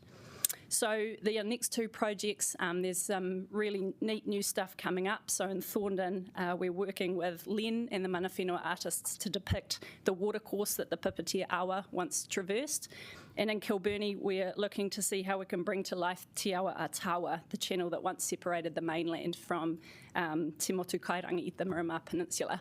So this work illustrates that we can invest in active travel and climate action in a way that brings to life the Indigenous culture of the whenua, and we're really looking forward to bringing you more and more examples of this over the next year. So I'd just also like to thank the thousands of people who participated in this progress. These have been big, as you know, many of you sat through the days of oral hearings, and there were, as usual, really diverse views. Consultation is exhausting. It's a huge effort for everyone. A lot of people tell us it's moving too fast. A lot of people tell us it's moving too slow. So there are many views, and I'm sure today's recommendation is unlikely to please everybody. As you know, this is the nature of these street design changes that we make. So on now to Thorndon. Thorndon's an inner city suburb, and the part of Thorndon that we're addressing actually has more people travelling into it for work and to visit places than it does have living in it. It has some of the best public transport in Wellington, with the central bus and train stations right there within walking distance. It also is a great place for development given the proximity it has to the city. We've used the same engagement process we've used over the last 4 projects, and the team has spent months speaking to lots and lots of people, businesses, schools, community groups to understand their local experience of the place, to help refine the designs and to help mitigate the impacts as much as we can. So the team has had to synthesise all of that input that's been coming from the community with the technical design work, which has to retain the safety and integrity of the design. Through consultation, we've heard really strong support for these projects, particularly from those who responded to our consultation that addressed the project in its entirety. So we had 70% support through our consultation form. This is a really scary part of the city to ride a bike in, but it's a key place that people want to go and visit and travel through to get to Wadestown and Thorndon. So these changes were seen as a significant improvement. There was a Thorndon community group that ran an alternative consultation form that focused on some aspects of the design. The key things that came out of those forms that the team analysed all of were general opposition to car parking removal in the area, particularly the short stay parking. They opposed the removal of the bus stops, and they were opposed to the restrictions of the turns. And these were similar themes to the general opposition on this project. So based on all of that feedback that came in, we're proposing some significant changes that respond to those concerns. So the most significant is changing the design in Lower Molesworth Street, which was proposed to be a two-way cycleway that connected along Aitken Street. What we've heard is that people would actually rather, coming down Murphy and Mulgrave, go all the way down to Thorndon Quay rather than coming down Aitken and the bottom of Molesworth. So that might be hard to visualise, but the impact of that is that we retain all the parking on Aitken Street, all that angle parking along there, and we're no longer restricting the turn out of Kate Shepherd Place. And that was two themes that came through quite loudly. Aitken's where some of the highest parking demand is, so we think this is a good change that can basically address a number of concerns at once. We're also recommending retaining the bus stop outside the cathedral that was proposed to be removed to improve the spacing between the bus stops. However, we heard loud and clear that that bus stop is in a really important location for that business group, but also for the cathedral. So we're proposing to retain that. And we're also proposing a separate traffic resolution to convert 11 coupon commuter parks on Hawkstone into more short stay parking to address that concern about the removal of short stay. So we feel like these are really, pragmatic compromises that can address some of the key concerns but help the project continue to be delivered. We also heard some really strong feedback around which side of the road the bike lanes should be on, particularly on Molesworth Street, with some requests to move it to the left-hand side. We looked at the option of the left-hand side and we can't recommend a change today on that for a number of reasons. The first is because the motorway on and off ramps create a hazard with the speeds and the volumes of traffic that's turning across the lanes to get on that side, and that actually creates a worse hazard than the intersections we're dealing with on the right-hand side. The second reason is that when we have the bike lane on the right, we avoid all of the bus stops on the left, and what we've heard from the community is that as much as we can minimise bus stops and separated cycleways, the better, and this is actually an opportunity where we can do that. The third reason is because there's a construction zone happening at 61 Molesworth Street, which means there is no left side of the road until 2025. And the final reason is because there is parking that is indented up in the north of Molesworth that we won't be able to retain if we put the bike lane on the left. So that decision helps us maximise the parking at the top of Molesworth Street. So we're not recommending that change today. As you can probably tell, these designs aren't perfect. I don't think there is such a thing, but they are a significant improvement on the current state, and they do deliver on what you tasked us to deliver in terms of a bike network. We'll be using adaptable materials so that we can make changes post-installation once we've heard from the community again. And if approved today, we'll start the work later in the year, but this project wouldn't be complete until about mid next year because we need to coordinate around some of the works in the area to minimise disruption. So that's a long intro from me. Thank you very much, Claire. I do appreciate there's been so much work done. Now, do we have questions? Yes, lots. Goodness, who got their hand up first? Councillor McNulty, then we'll go to Pawiwi Liz, Councillor Abdurrahman, and then Councillor Calvert. Cool. Can you just give us an update on engagement with New World? Yes, so we have followed up with Foodstuffs and have since arranged a meeting to talk about the Kilburnie project. That meeting's actually tomorrow, but Foodstuffs has said they're not willing to engage again at this stage on Thorndon. And so are you confident we've followed proper process in terms of if we are challenged with a judicial review?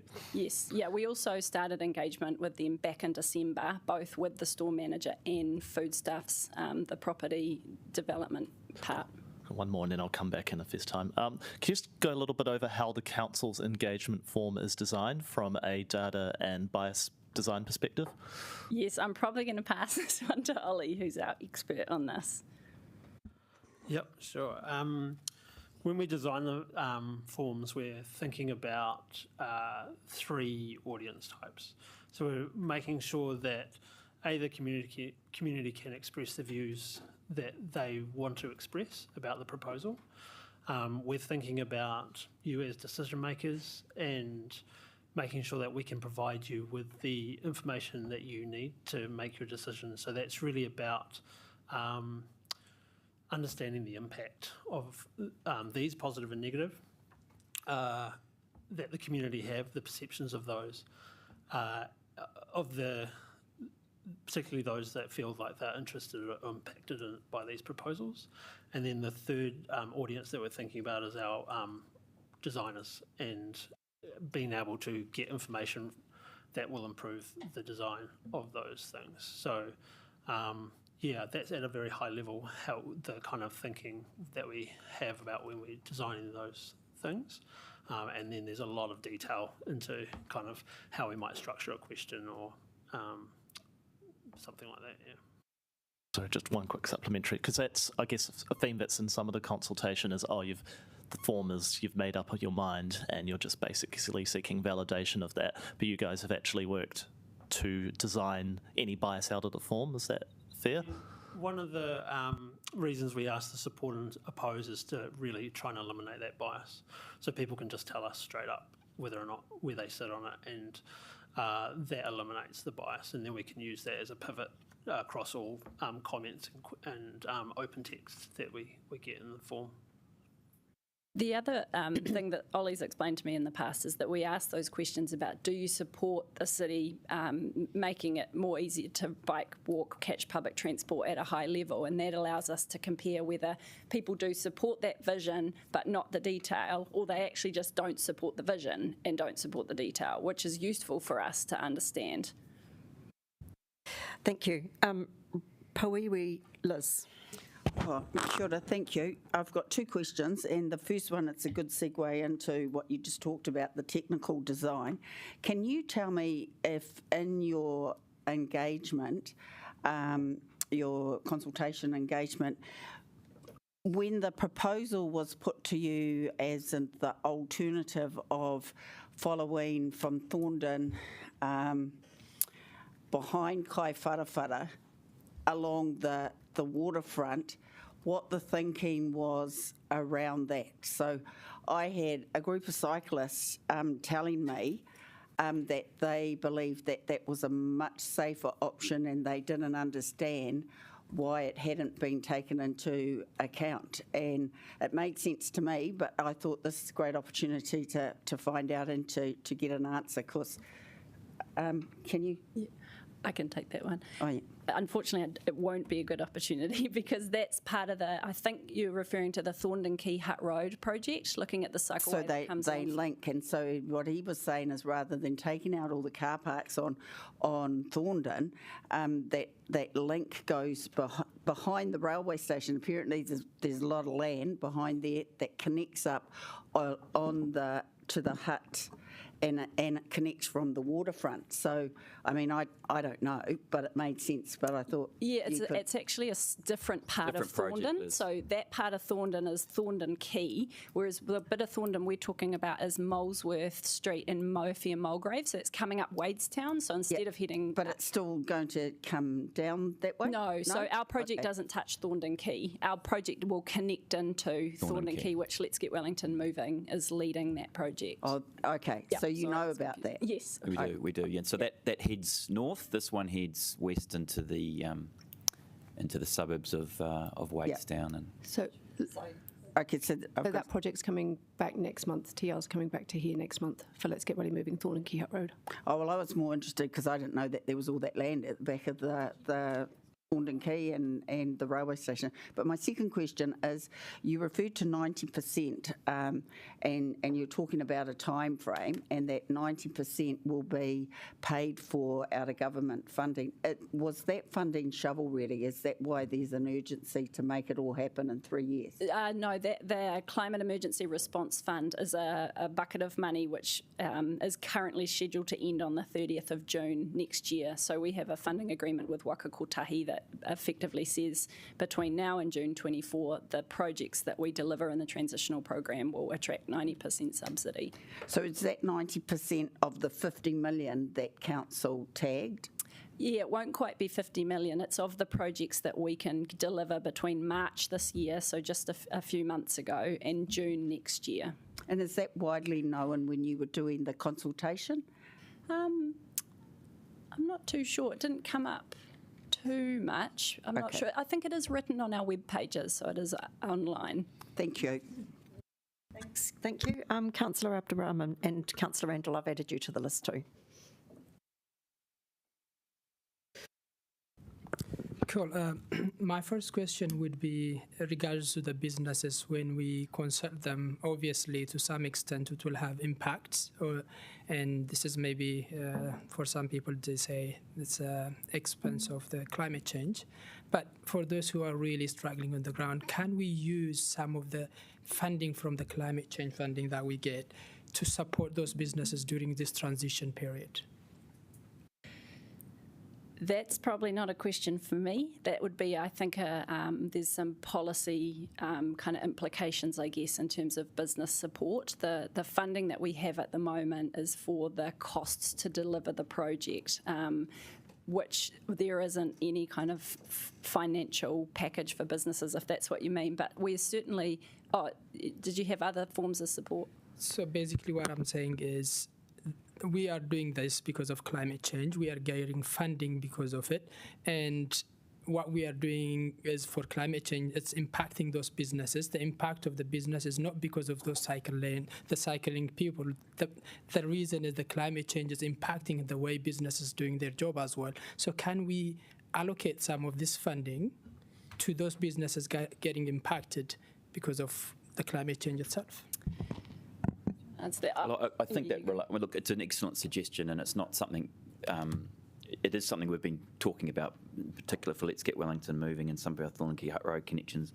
I know Anna Calver's doing some work on this as well. The issue with the 90% funding from Waka Kotahi is based on a series of projects from March to June 24, and that particular suggestion, Councillor, wasn't part of the funding bid, but it is something we're working on, and we're looking forward to reporting back to Council on how that might be arranged.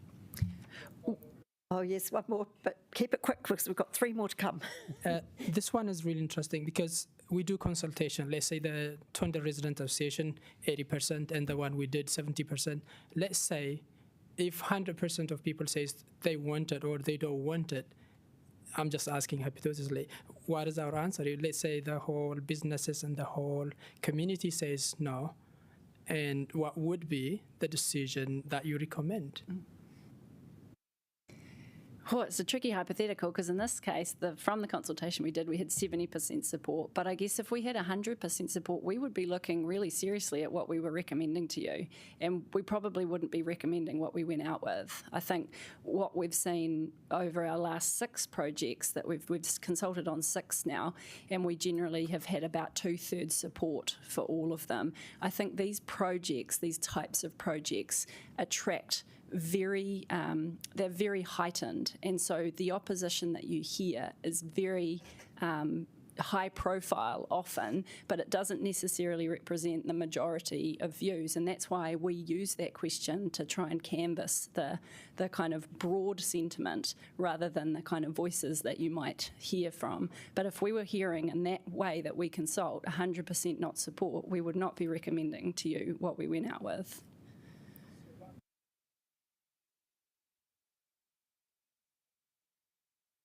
Yeah. Yeah. Yeah.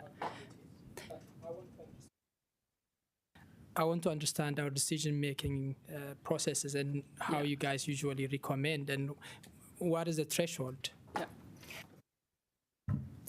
You go. Well, but I don't think we have a threshold. It's all a case-by-case basis, and you're weighing up instances of that, of the feedback from the public, whether it's 90 or 100% against, versus the, for example, the accident rates on the road, the data we have around how bad or pronounced the problem is. But it would be on a case-by-case basis, but we don't have any threshold, and neither has council adopted one that would indicate when we'd walk away from a particular connection or not. I think the important thing is it's not a vote, and it's not supposed to be set up in a way to be a vote, but it is useful to get this sentiment. And so if we've got 100% sentiment against, we have got something wrong, even though we don't view that as a vote. And that wouldn't probably be helpful for some of these big strategic projects that involve change that is hard and create anxiety. Thank you. We'll move on to Councillor Calvert, then we've got Councillor Randall and Councillor Young. I've got quite a few questions, so I'll just ask a few to start with. Fine. You can have three. Thank you. I'll do three to start with, and I'll direct my first lot of questions to Mr. Hodgetts in reference to the comments that you made about the LTP and the bike plan. Now, we know this council is facing some financial challenges, so what we might have agreed in 2021 is now more of a challenge to execute. Okay, so question, please. Yeah. So, can you tell me, has management considered whether this is this program is still feasible based on what is now known about the city's finances? Through you, Madam Chair, I think it is very feasible given we've got 90% funding from Waka Kotahi that are helping us deliver this, but this program of work. But the decision for financing the city over the next 10 years is the next LTP, and you're starting, you're kicking that off very shortly, aren't you? Yeah. Okay. Okay. Right. So, have you received any advice from other parts of council in terms of the viability of the timing of this implementation of this cycleway? That one. Yes, we've been working with our network operations team and the corridor manager to work out a schedule for the project that minimises disruption. So we know that there's other works. There's the bus interchange work that's happening at the moment. There's a water utility project further up Molesworth Street. There's 61 Molesworth. So we've worked out a schedule that basically avoids most of that work timing-wise, much of which is happening on Molesworth, and then integrates with the 61 Molesworth Street TMP. So we have had conversations, but with multiple teams on that. But what was their advice to you? I think at the beginning, their advice is, well, we had to kind of work through how that was going to work, because it was a more complicated situation than they're used to. And so we had to kind of understand how the timing worked.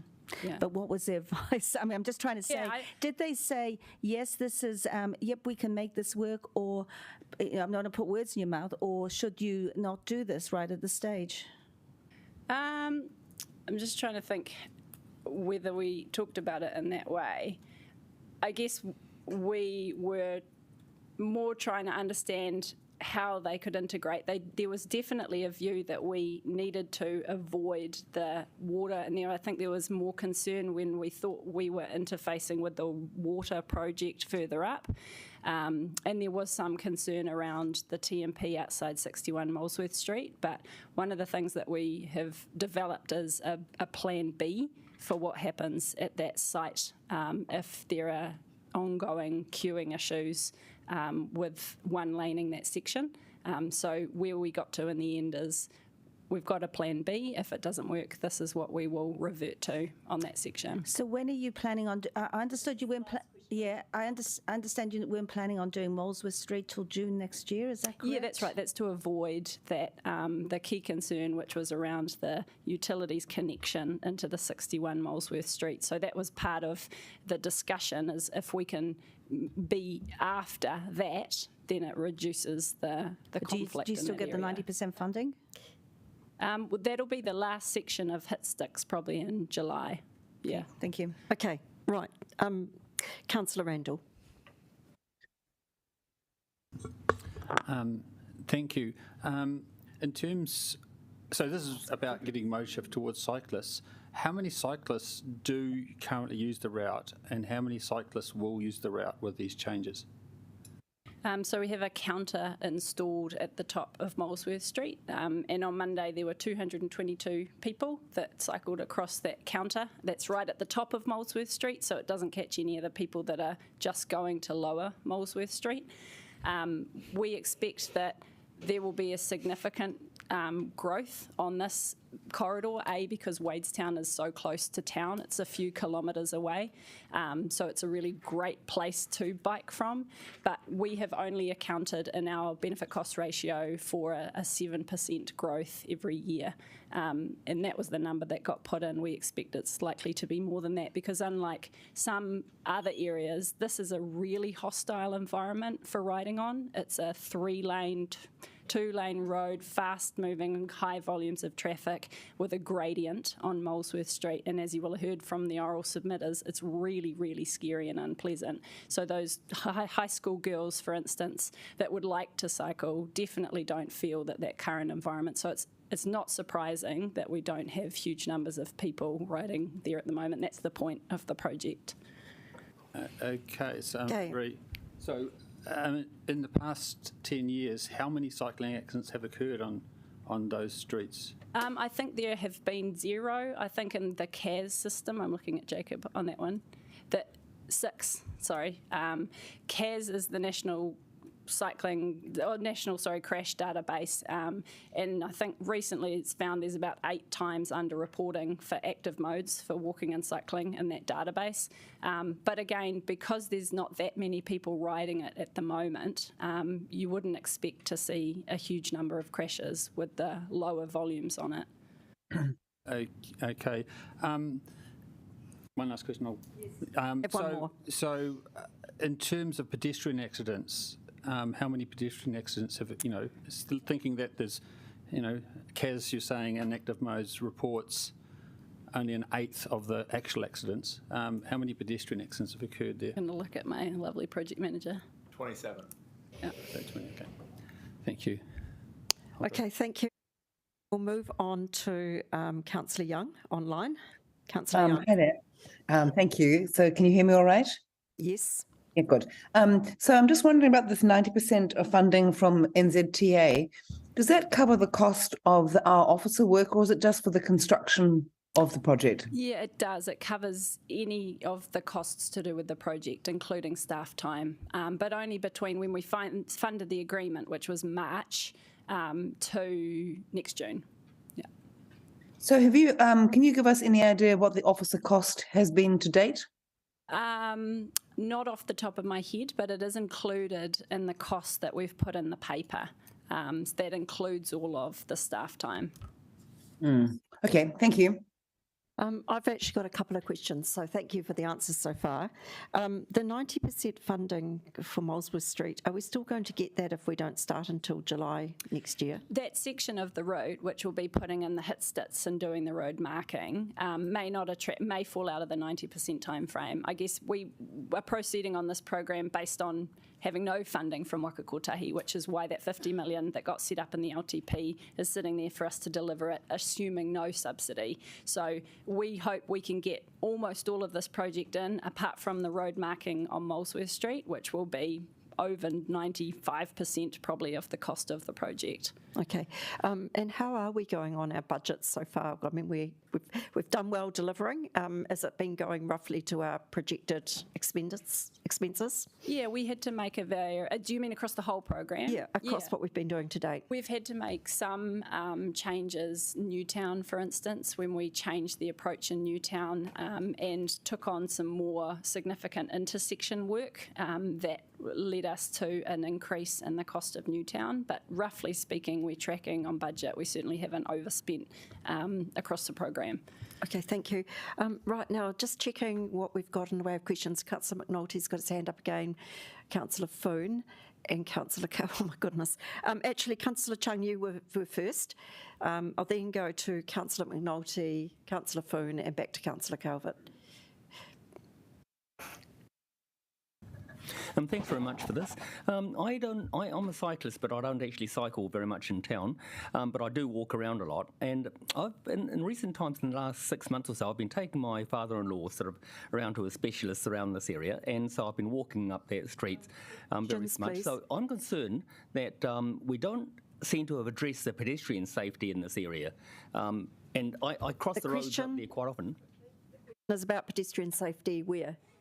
Sorry, in Molesworth Street, around Molesworth Street, and we walk around Molesworth Street and then down along the Thorn and Quay to his eye specialist down there. So I'm concerned about the what consideration we've actually given to pedestrian safety. Okay, yes. So pedestrian safety, I mean, when we work through the designs of our projects, they're primarily scoped to deliver the bike network, but we are able to find some pedestrian improvements along the way. So in this project, we've got some raised platforms across Pipitea Street. So for instance, that's an intersection where you've got a lot of traffic travelling across it, which will have more priority and a safer crossing across there. I think the other thing is that as we put in bike lanes, and particularly if we are working on one lane of traffic, which the traffic model does say will work on Molesworth Street, it's a lot easier for pedestrians to cross one lane of traffic than 3 lanes of traffic. And that's actually what that makes that whole area really unpleasant for pedestrians, is you're travelling across a fast-moving, multi-lane road. So that, I think there'll be an additional benefit there. The other benefit for pedestrians will be getting e-scooters and bikes off the footpath, because there's no space for them on that road at all at the moment. Having a safe space for bikes and e-scooters to ride will be a real improvement. And when we look at the micro-mobility data for the city, Molesworth has actually got relatively high volumes of e-scooters using it. So we really do want to get those off the footpath there. We've also got 2 raised crossings on the Tinakori section. So we'll see, and actually at the north end of Molesworth, we'll be introducing 2 raised pedestrian crossings, which we even heard from some of the businesses up there is a real win in terms of connectivity across the street. So both of these projects, actually Thornton and Kimbuni, probably have our best pedestrian improvements of any that we've brought to date. Great, thank you. Thank you. Councillor McNulty. Nice and tangential to Councillor Chung's question. So there was a theme that came through from many in consultation that actually implementing these cycle lanes makes roads more dangerous. Do we have any data across the city or our project so far that supports that conclusion? No, that's not the general consensus in the road safety community. They make roads safer, not just for people biking, but for people driving too. They often bring speeds down. There's some really interesting data that shows you put a cycle lane on a road, which narrows it, which effectively has a traffic calming effect. So they definitely improve safety, or we wouldn't be proposing them. Thank you. Councillor Foon. Kia ora, can we ask about the amended substantive yet, or do you want to move the paper first?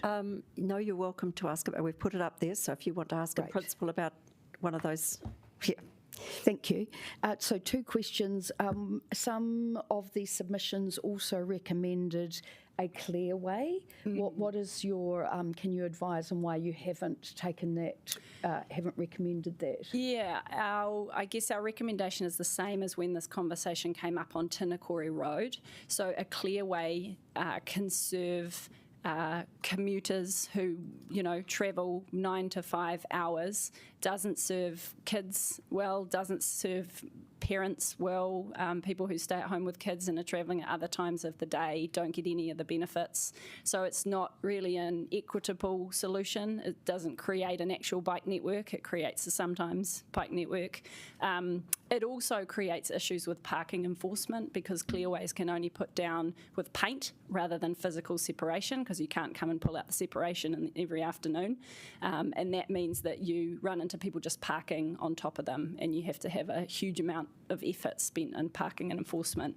And the final reason is that you can't legally make a cycling clearway in New Zealand. So we don't actually have that tool available to us. You can only make a vehicle clearway or a bus lane. Yeah. Learn a new thing every day. Then can I also receive advice on the amendments that have been brought forward today? Thank you. So can I just say that you are probably choosing between either B or C? They can't both be done, but that's the way we had to do it because of our standing orders. So would you like me to comment on those? Yes, officer advice. Yeah, so we wouldn't support B. It's really important that this is done in a way that creates connection. So if you can travel down the hill but not up the hill, that's actually not much use, particularly because Molesworth Street is the uphill direction where you've got this speed differential with vehicles. However, I would say that because of the way we're scheduling the project around construction, Molesworth Street in a way is already kind of deferred until we get through that works. So it will be the last thing that gets delivered. C is, I think, what we're proposing. Yeah, it is. And D is already included in the citywide speed management plan. I think it is already covered off with that consultation on the speed plan. Oh, okay. Can I ask a question that relates to that? I understood that this had officer support actually to formally agree for us to consult on 30 kilometres an hour, because my understanding was it might be 40 at the moment, and also that this actually was supported. Okay, yeah, we can support that. My latest thing I've heard is I think it already is 30 in the plan. We followed that up, but either way, I mean, we would support that speed on that street. Okay, thank you. But it was just an important clarification. Now, I've got quite a list, and we are working our way through it. Councillor Foon, you can have one more. You've finished. Councillor Calvert. Thank you. I just want to understand better why you didn't include the Thorndon Residents Group submissions in your calculations. You separated them out? Yeah, so all of those submissions have been read and analysed and summarised, and you were sent all of them. The reason we couldn't merge them is because they didn't ask the same questions. So they had a separate set of questions which asked, do you support removing car parking? Do you support removing the bus lanes? And what we were asking is, and that only referred to Molesworth Street, Mulgrave Street and Aitken Street. They left out all of Hill and Tinakori, and they missed out other elements of the project. So our question was, do you support the proposed changes? And the proposed changes, we provided information with all of the project details, including the context. And the Thorndon form hadn't provided any in the context and asked about some specific elements. So that meant we were unable to merge the results. We also weren't able to see who did this form and this form.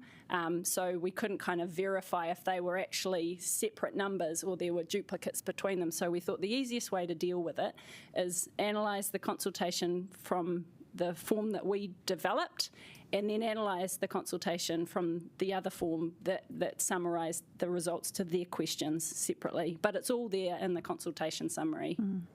Are you concerned that Cycle Wellington were actively promoting to their members to how to fill in the quick survey and actually what to select? I think that's pretty common for many groups to do. So in the similar way, the Thorndon group was based down in New World for the whole 3 weeks, encouraging people to fill out that form was quite clearly negatively positioned against the project. So I think, these sorts of activities is how consultation can work. Yeah, but my understanding is they did. Question, I know, please. I'm just asking. My understanding, though, is the Thorndon residents didn't direct people what to fill in on the form. How is is this that a correct? question? Oh. Yeah, I'm just wanting to know it's correct that the Thorndon residents form didn't direct people on how to fill it in? I think if you read their questions, they were quite directed in the way the questions were asked. But that's, the form is in there in the consultation summary and you can have a read of it. Okay, thank you for that. We'll move to Pauiwi, Liz. Thank you. So one of the big concerns is safety around pedestrians, and given that the data shows that that's where most of the accidents have been, I think you said was 27 or 29. I was really interested to hear your comments around raised crossings and other safety measures. Can you tell me, because there's talk of lowering the speed limit, if the lower speed limits and the raised crossings and things that you've suggested, will that affect the safety of pedestrian, in your view, more than taking out the car parks? So in terms of pedestrians, the raised crossings and the speed will have a material impact on pedestrian safety. And it's kind of hard to compare it with taking out all the parking, because that's sort of for a different purpose, which is to create a protected, safe bike lane. I think there are some areas, like for instance, some of the crashes have been up in the New World driveway, which if you've been to is, and there was concern that came through consultation about that. So our design treatment at that section has a high driveway, it's called a high driveway threshold marking, so bright green paint through that intersection and a speed hump before people cross. And so I would expect that we'll see an improvement for pedestrians, because at the moment cars are coming more quickly right onto the footpath, whereas at this point we've created a safer crossing of the cycleway before they get to the footpath. So we could do that without doing the bike lanes? That would see an improvement for pedestrians, but you'll see no improvement for your bike network. Thank you. Okay, is there anyone who wants to speak who hasn't had a go? Right, so yes. Councillor Pennant. Thank you, Chair. I'm sorry, because I'm not on the committee. Sorry, can I just clarify around D? Does that mean, and maybe Councillor Free, you can clarify, is this meaning an extra consultation to expedite it, or is it just going to be part of the speed management plan? Yeah, just incorporated into the citywide speed management. So do we need the amendment? I have not yet received confirmation that it's not 40. Okay, we could probably do that. I think that would be helpful. And can I just, more delays? So we're trying to build a network. What is the implication? Well, there's a few implications of delay. I guess the first is that we've been working for 6 months to get a contractor panel established. One of the hardest things of delivering these programs is finding the contractors to do the work. Part of the reason it's hard to find contractors to do the work is because they don't always get a lot of confidence that things will actually happen. So we've been working really hard to create a panel that's based on a pipeline of work that gives them confidence as business people that they can resource these projects and schedule it in and make money off it. So if we start delaying our projects, effectively undermines the kind of purpose of that contractor panel, which is to build some confidence that there is work to be delivered and we can get on with it. The second is that we have a huge amount to get through in a short period of time, and if we can't get through these phases and move into installation phase, I guess the network just doesn't get delivered, and the momentum, we kind of lose the momentum. And the third thing, I guess, in this instance is around the funding and the loss of that high subsidy. I actually have a question which relates to micromobility. So when we last found out micromobility, you're not actually allowed to ride your scooters in bike lanes, and yet there's quite a lot of talk about how the bike lanes will benefit micromobility. So has that law changed? Not yet, but I get told so regularly that it's imminent, but it is worth clarifying. There's a difference between separated bike lanes e-scooters can go in, where they are separated from general traffic, that they can go in them. It's where it's like more a painted lane that they're not allowed to go in. It's a real anomaly of the law that is imminent. So hopefully by the time we get these in, it'll be. But either way, what we're proposing here is separated bike lanes, which e-scooters can go in. Oh, okay. Thank you. Do you have an answer on the 30 and the 40? Yes, it's 30. Okay, good. Well, in that case, that is a redundant recommendation. Yeah. Okay, so look, I think we do probably need to move on. I think those people who... everybody's had a decent crack at it, unless there's anyone who wants to ask a question who hasn't actually asked one before, and I don't see anyone in that category. I think we should move into debate. So I am, oh, Tony, you have had an answer. Do you? So I'm just in terms of... Can you choose your top question? Yes, I just got a further question, which I think is quite important. So the question is that there's been a revised set of cycleways who've removed the cycleway from Aiken Street, and now cyclists will be going down Mulgrave to Thorndon Quay. Has a traffic safety audit been done on that design of the cycleway and that, as was done on the previous one? Yeah, so a separate road safety audit hasn't been done on that very section, but that has been designed by a qualified traffic engineer. And but between the time of this decision, we then move into a 90% construction drawing, and there will be a further review process. But we haven't had a separate safety audits. They're usually done on a whole project. Yes, because I know in terms of earlier briefings, the project outlined that a cycleway along Aiken Street was required for safety, and now it's being removed and cyclists are being directed to an area which I thought the project deemed was, I'll say, less safe. Yeah, the way, just to describe what's happening there, what we had originally tried to do, and one of the reasons we discounted it earlier on, is that we wanted to create that separated cycleway all the way down to Thorndon Quay, and we've run into constraints, physical constraints at that intersection to be able to do that. So that was one of the reasons we went down Aitken. The other reason that we originally proposed to go down Aitken is because of the directness into Lambton Quay and how it connects more easily than having to go round the railway station and back in. But what we heard from feedback is actually many people prefer that route anyway because they're going to the waterfront and other places. So there were a few reasons.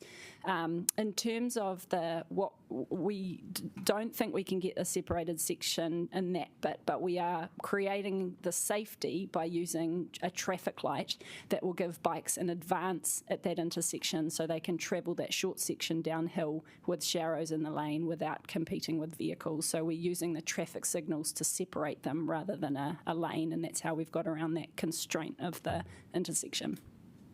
Okay. If I may ask one, because I've been cheering and it went out of my head. Economic analysis on the impact of some of our previous cycleways. So we put in one that was reasonably, we had quite a bit of opposition to, and that was in Newtown. Have we yet got any data about the economic impact of that cycleway? Yeah, we do, and we're actually hoping to have a report that we can share with you in the next week or two that includes an example from Thorndon Quay, so looking at the economic impact that I think some of you have already seen when we changed the parking to parallel parking, looking at Dixon Street and the impacts there, looking at Adelaide and Ridderford and Tinakori Village. And so what the earlier indications are, and you'll see the graphs in the next week or two, is that there's no sort of trend or discernible impact compared with baselines. We're tracking them against kind of baselines. Each of them has some nuance, but we'll be able to share that in the next couple of weeks, and that's the sort of economic work we'll be continuing with this tool that we've purchased. Yeah. Okay, thank you. Well, with that, I'm going to move the paper. As you will see, there is some red there. So I have thought long and hard about this, and I am proposing as part of my substantive that we do include an opportunity for people to vote either on B or C.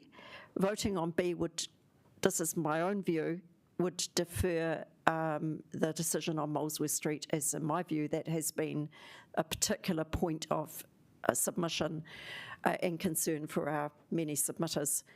However, if you didn't choose to vote for that, the officer recommendation stands and is there for you to choose. I didn't want to put people in a difficult position where, by my chairing and moving something, I was able to sort of make it really hard for you to support what the officers have recommended. We will need to keep this debate tight because I know there'll be a lot to say. But what I want to say about, first of all, I do want to thank the officers. I mean, there's been an enormous amount of work done. I want to thank all of the elected members too who've been out there engaging with their communities. And I can speak for my own community when Kilburnie comes up, that I have been actively engaging on this now for some years. I know that there's been a huge amount of work done. I do stand by the process that we've gone through. That's really important. We have obviously engaged. When we get thousands of submissions, that does mean people are aware of what we're proposing and they have views on it. And that's as we should expect. And for me, it's not actually about a numbers game. I mean, numbers are important, but what's important is the quality of the information we get back and the things that people are telling us. Because of that, and because of our site visit, which we actually went on as well, and I think those of you, most of the people who are actually around this table were there, I'm comfortable with most of what we're recommending. But I did have some nervousness about Molesworth Street, and I don't know that this will be widely shared, but I feel that it's up to me to really try and explain why I feel that it would be wise actually to not put the cycleway in Molesworth Street too quickly. I'm not saying it would never happen. What I am saying is I think my background in engineering, limited as it was to many years ago, did teach me that it's not wise to shock systems. And a city is actually a very complicated system. It's made up of businesses, residents, people who visit, a lot of individual decisions which together make a city work. And in my experience, it takes time when you make a change, and people are instinctively nervous about change. When you make a change, it takes time for all of those individual decisions to flow around the changes that you're making. And what I feel is 100 car parks being removed on Molesworth Street, and this was really confirmed for me by the site visit, is actually an enormous change. And I am concerned that is too big a change for people to flow around quickly. I feel that, unlike Kilburnie, where we've been able to take out hundreds of car parks, Kilburnie's got room for people to expand. And at the time we took those car parks out of Kilburnie, there was actually space for people to flow around that and make adjustments. I don't see any way people can adjust to the shock of losing 100 car parks on Molesworth Street very easily at all. I feel that it's really prudent of us to actually do the changes in Murphy and Mulgrave Street, the changes on Hill Street, and the other suggested changes to bring in the slower speed, and to actually have a really careful look at evaluating what's happened before we take out 100 car parks. I'm instinctively nervous about it, and for that reason, I'm offering this committee the chance to actually defer that decision on Molesworth Street. In my mind, it would be a deferral. There would be ways to make this work, even if it's car parking buildings. But these things take time. And I'm looking at the economic health of our city and, listening to some of what is being said. Business confidence is definitely down in Wellington. I think we instinctively know that the country has gone through a difficult time. The world's actually going through a difficult time. Wellington's going through a difficult time. And one of my principles as a councillor is that we should first do no harm. It's a bit like that medical thing. I do think there's weak evidence for danger on Molesworth Street. I know it would make... I've ridden up there as a student. I actually used to ride my bike to Wellington Girls College from Island Bay, and boy, Molesworth Street was the least of my worries when you're coming all the way from Island Bay through Berrimpoor and Newtown, I can tell you that. But we haven't actually got strong data that this is an urgent problem. I think it is a problem that we don't want to leave a gap in our network, but I don't know that it's an urgent problem in the light of what I see as a risk of actually causing real damage to businesses and to the fabric of that environment. You may disagree with me, and possibly some of you will, but A recent survey, as was quoted by Amy Hines, who's from Retail New Zealand, and it was quoted on News Talk ZB yesterday, she said that 28% of businesses in Wellington actually don't think they're going to survive the next 12 months. And we're making a lot of changes. You know, and I do think we need to start thinking, as councillors, we have a lot of power. I'm very aware of that. We have the power to take away people's car parks. We can do that. We can absolutely do that. We have the power to make lots of positive changes. We can do that. But I think it's very, very incumbent on us to treat that power with caution. And for me, there's definitely no harm in actually deferring the decision on Molesworth Street until we have more information about the other changes and considering it at a stage that can be considered, you know, perhaps when we're doing the Wadestown part of the network, which connects to the upper part of Molesworth Street. We have heard that people lack confidence in our decision making. I mean, we were gutted as a council to find that we were down in the teens, 16, 17, 18%, something like that, for people's confidence in our actual decision making. I do think that 3,000 submissions shows we've engaged, but 3,000 submissions also shows that there's a fair amount of negative sentiment there. You actually don't get that many submissions unless what you're proposing is really agitating people. And I'm nervous about that. The last time we had that many submissions was Island Bay. We had a huge amount of submissions on Island Bay. I have seen the results of making decisions that are very unpopular, and you go backwards in people's minds, and it makes it very hard to go forwards again. We have now, I think, corrected Island Bay, and actually I think what we've done there looks really good. But that took years to resolve. So I'm speaking from someone who's very, very supportive of this program. I am really solidly supportive of this program, but I'm also speaking with, I hope, words of wisdom and caution about how to approach this and how to actually make a success of it. So for that reason, I do urge you to strongly put aside any preconceived ideas you might have had, any philosophical bents, any kind of groupthink, and actually just be open to thinking about this. You know, I at the end of the day, I'll accept the wisdom of the committee.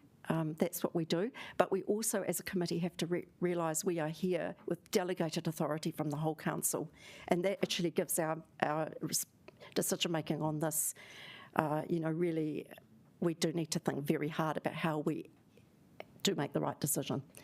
So that's it from me. I think we've got Tam to second, and would you like to speak now?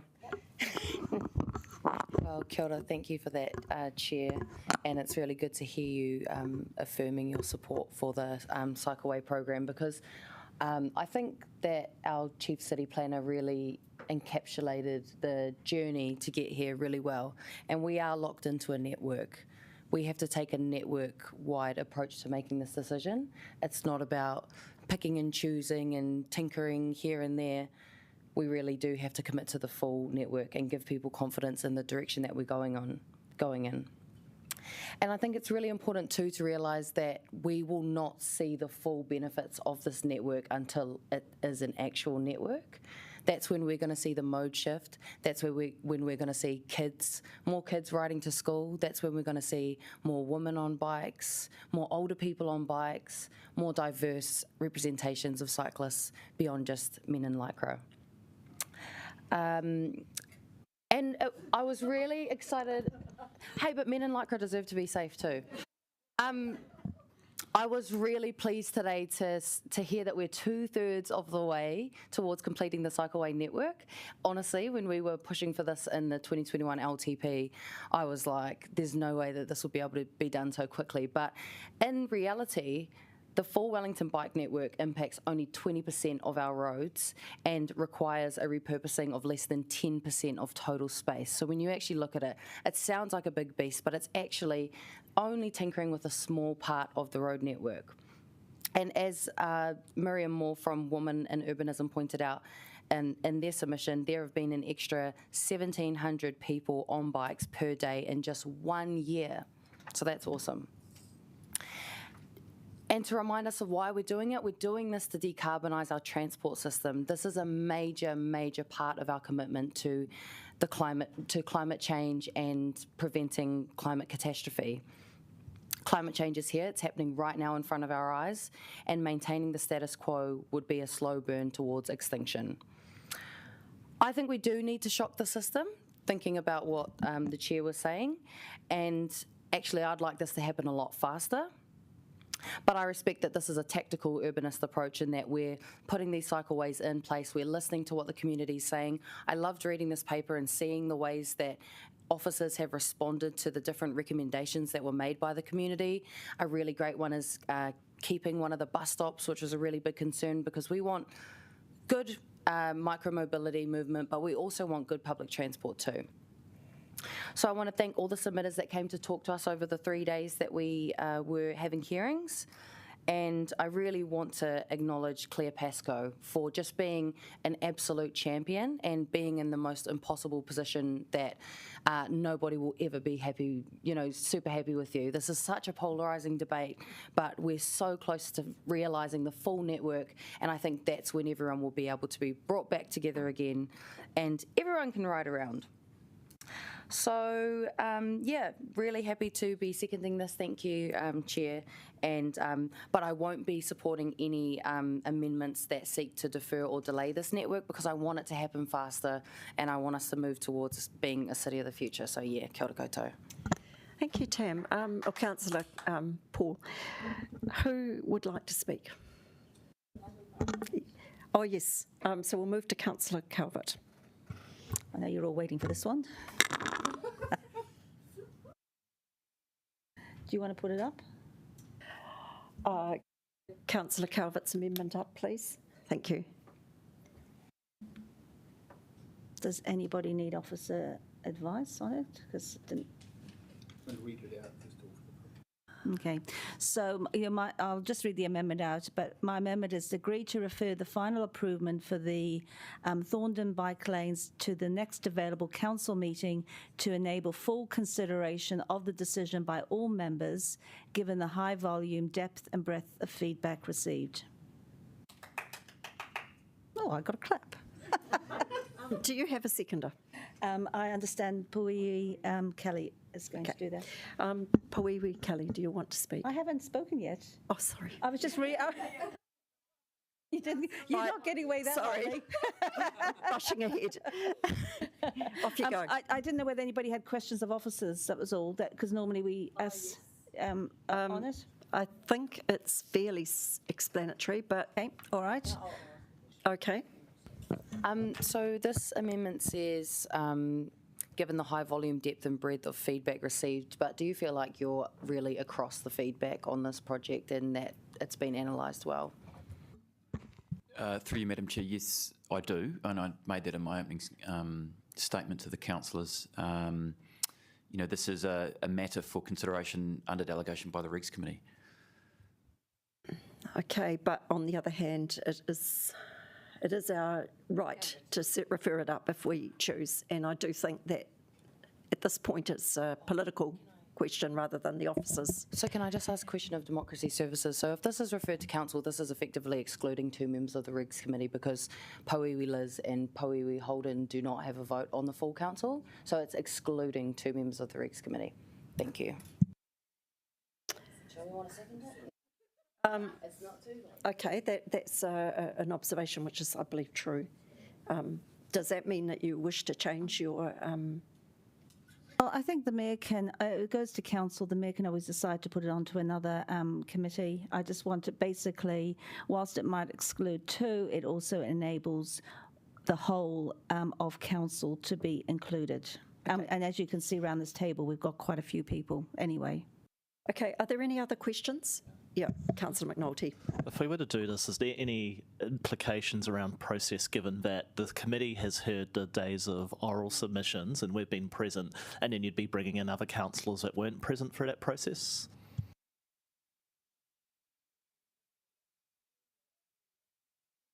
Is there an officer view on that? Who are we asking? We need that's a governance issue really, so yeah, okay. Do you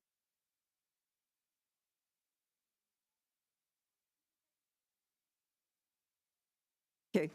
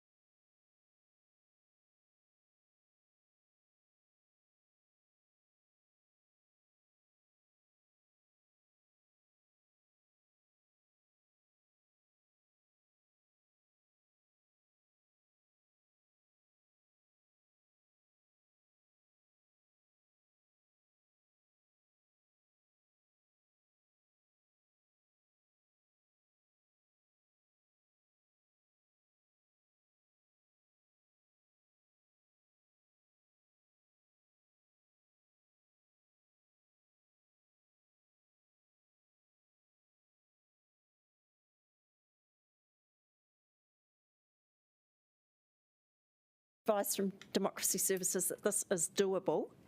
It would mean that the committee that's, whatever committee it is, council, unless it gets kicked somewhere else, those committee members, council members would have to make sure that they've gone online and seen all the submissions and be confident that they were in a position that they knew what people had said, which to be fair, I had to ask some of this committee to do as well, because not everybody was here for all of the submissions, but I made sure that you knew you had to familiarise yourself with it. So I think that being the case, do we have any further debate on this amendment, or can we just put it to the vote? Oh, sorry. Goodness, it's taken so long. Oh, right, well, got my notes. Good on you. So, the reason for this amendment, it really goes back to why I stood for council and why I decided to stand for council. I didn't come from a political party. What I came from was from my community and advocating on behalf of my community. And what I saw around this table at the time was elected members not listening to the community. And what I also saw was bias to some parts of the community. Those parts of the community that were well organised could speak up for themselves, and other parts of the community who perhaps weren't as well organised. And that involved, it was actually about, it was a difference between Newlands and Kandala, to be honest. But and so that's why I'm here today. So look, we've all been elected back last year. We all made statements, whether it was through political party manifestos or through our own blurbs about what we were standing for and what we would support. And some might say that could almost be predetermination or bias on some of these topics. But then we've subsequently taken an oath to act in the best interests of the city as a whole. So now we need to put aside what we may well have promised pre-election and base our decisions on the facts in front of us and listen to what the community has said. And I know there's been reference to the bike plan back in that this council approved, not fully, everyone voted for it, back in March 2022. And there were 1,140 submissions. 280 of those came from a group called City for People. They were able to be incorporated into that total number, and that was reported. That City for People had done their own submission form, and I note that their website is now defunct. But of those submissions, total submissions that were received, and if you think about this particular bike lanes in Round Thorndon, there were 14 submissions that came from people living in Thorndon, 21 that came from Wadestown, 13 from Wilton, and 6 for Crofton Downs. And the reason I pulled those particular suburbs out is because they're the ones most likely will be commuting. If they choose by bike, will use this particular route. And that particular section was actually incorporated, believe it or not, in the Nio-Kandala area. So it wasn't even included in the central city. It was included in that part of the consultation feedback. What's really interesting, though, we never asked the frequency of how often these routes are being used or might be used. We never say, well, yes, you may visit the area, but how often are you visiting the area? How often, is it once a week, twice a week? How often are you actually traveling through these areas? So I think in terms of that, we are slightly flawed. And I know there's been some comment made about the Thorndon Residents Association, that it may well have been considered to be leading, but I see no difference in terms of some of the other questions that have been posed, even with the bike plan consultation last year.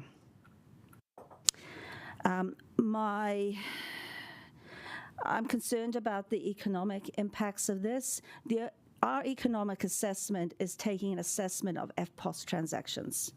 Now, I'm not a research and evaluation expert, but to me, that is a once over lightly and just to tick the box of the economic part of it. And I do not think that, given the impact of what we're doing, is best practice or even good practice. And we're making changes to our areas. We're not taking a holistic, comprehensive approach. We're not actually thinking about the people who live, work, and play around those areas. It's actually driven by a cycle lane. Now, why can't we actually just say, put 30k speed limits in? Because what we've heard is the factor all the way through. Just to ask you, are you talking about your amendment or are you speaking more generally? Because it's starting to sound like you're debating the whole issue. I'm talking about generally because I am trying to seek feedback from it. And look, please don't interrupt my debate because I am talking. Process question. Yes, it's fine. So this decision does have far-reaching effects for the local community, and given that it was whether I can't remember if it was a committee of the whole or it was a council decision, but we agreed to the bike network plan last year. I think it's only fair that this decision gets referred to a wider group as possible. Given the officers have also only just released their changes last Thursday, I believe there's not enough time to digest those changes and to seek further feedback from all those people who actually submitted to us. And I don't propose or pretend to be in any way a transport engineer. And we do know out in the community there is a lot of wisdom that we should be relying on. And, you know, we talked about, I think one of the officers talked about ensuring genuine partnership. And I think we need to ensure we have a genuine partnership with our local community. So that's the basis for my amendment here. I think we all need to collectively take responsibility for what we're going to be doing through this to this community. I think we also need to understand all the information that we received. Some of it, we've got a lot of feedback yesterday, and I myself personally haven't had time to digest it all. So putting it to either committee of a whole or to council will enable due consideration to be done. And look, I feel a bit deja vu because we had exactly the same issue with Newtown last year. I said, just give it an extra few more weeks to digest the information, allow people to have a say. We chose not to, based on the advice of our officers. And what happened? Judicial review. And that delayed the whole thing by about 6 months and cost not only the council, but the community tens of thousands of dollars. So all I'm saying is that this decision needs to be made by the whole council or a committee of a whole, but we need to take collective responsibility for this and making sure that we have given due diligence to all the information that's been presented to us. Thank you. And I understand Puiwi Liz Kelly is going to second. Do you wish to speak now? Okay. First of all, can I just say regs is totally different this year. It's not like what it was in the last triennium. So I'm happy to second this motion so that I believe in democracy, and I felt that Diane had some things that she wanted to share and to put on the table and to allow a discussion. But I won't be supporting the motion. Essentially, it's because I wanted some clarity around what it actually meant. And what this is saying is that we as a committee can't make a decision, and we want it to go up to the rest of the committee of a whole of council to make a decision. It's got nothing to do with the fact that myself and Puiwi Holden won't be able to vote on it. We can have a say, and so it's got nothing to do with that, Councillor Colvert. But I'm happy to support you to be able to give you the time to have your say and to listen to the debate.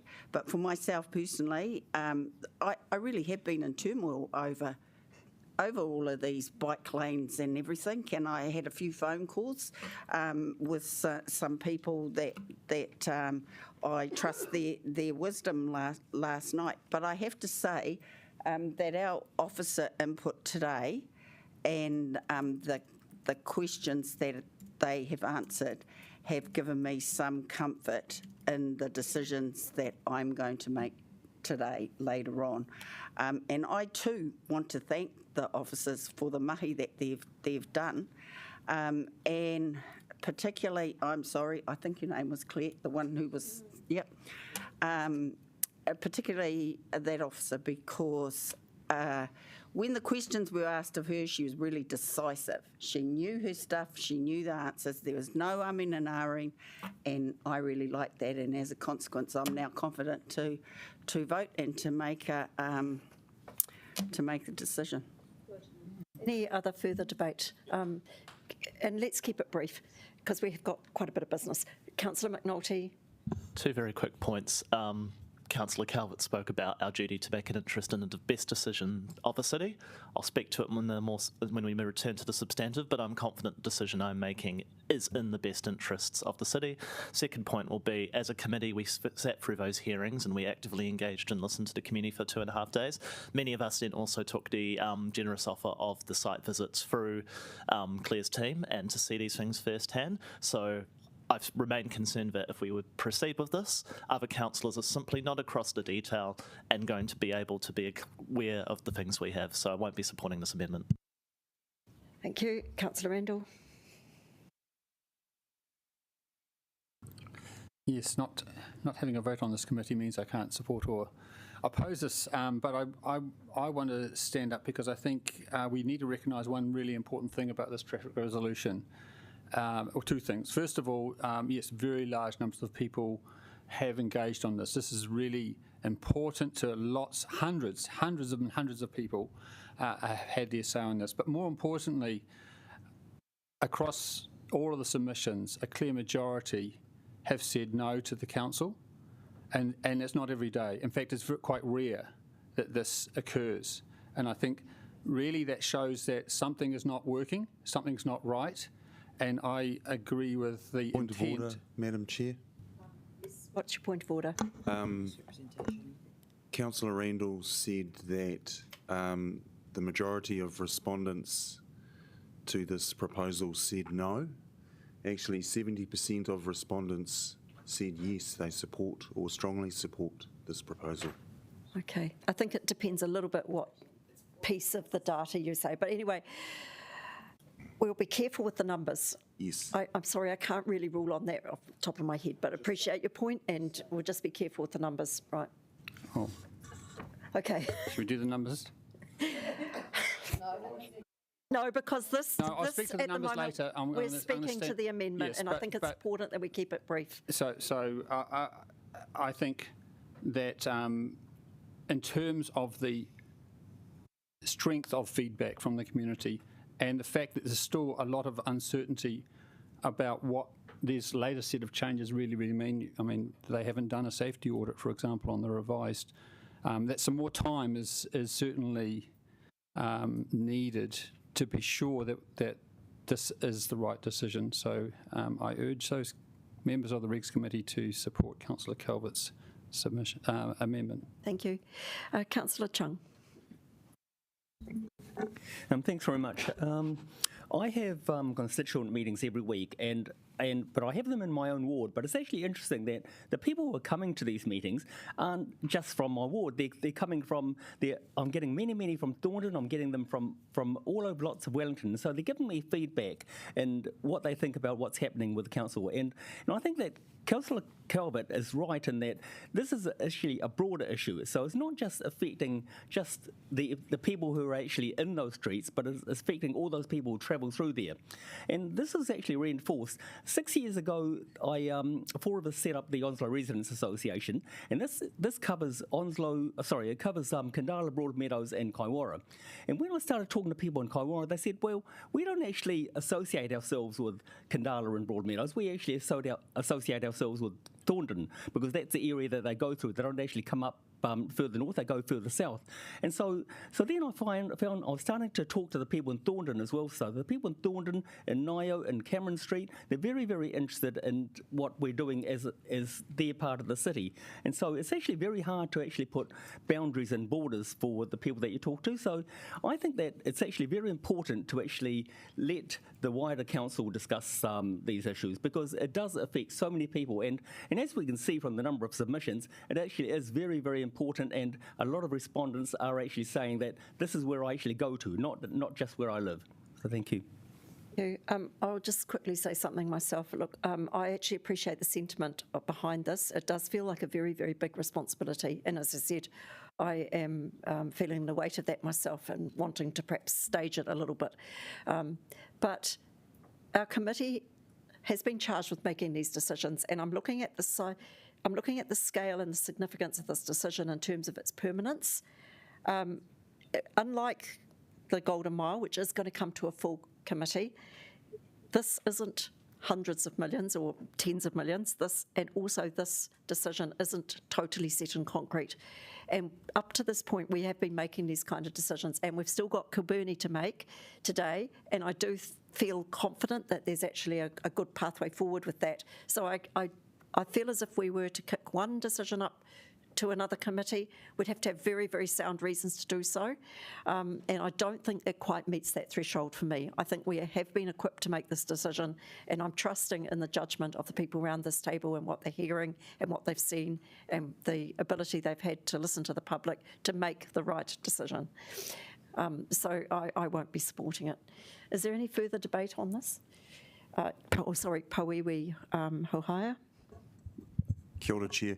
I'll keep it pretty short. It's clear to me, I mean, I'm just looking at the paper that we received. 70% of those 3,000 submissions either supported or strongly supported these changes. 27% opposed it or strongly opposed it. What is your point of order? Could you stand, please? Point of order. You need to stand. Point of order is that those statistics are not correct. He's conflating all of the submissions, including the Thorndon community group submissions. Not a point of order. With That's not a point of order. All right. Look, I think we have to agree to disagree. I think perhaps there are various different groups of people who've submitted with various different percentages of support and oppose. I think, however, those of us around this table do have a grasp of basically where it sits. Yep. Yep. Can you continue, please? I'm not granting that. I think I've said enough. Yeah, I mean, yeah. it's clear to me there's overwhelming, if not, there's a significant majority support for these proposed changes. And on that basis, I'll be voting in favour of them. Okay. Right. Are we ready to vote on Councillor Calvert's right of reply? Please. Okay, thank you, and thank you for your feedback. And I appreciate that this committee was charged with making a decision, but we are, I think, compounding some principles in place by making this decision, which is why I would like to see it still going to to us as a whole, because it does set the scene and. For the rest of the city, the saying, it doesn't matter what residents come back with, we're just going to pretty much ignore you. And we can see, because even how this paper's been put together, it quite clearly just it highlights right at the start what the council submission form, the results of that, and then we're not really thinking about what came out of the community and the views from that, which essentially is that they generally don't support the proposals on the table. Something is not working. If we get as many submissions, basically, that we get for an LTP, something we're not getting it right.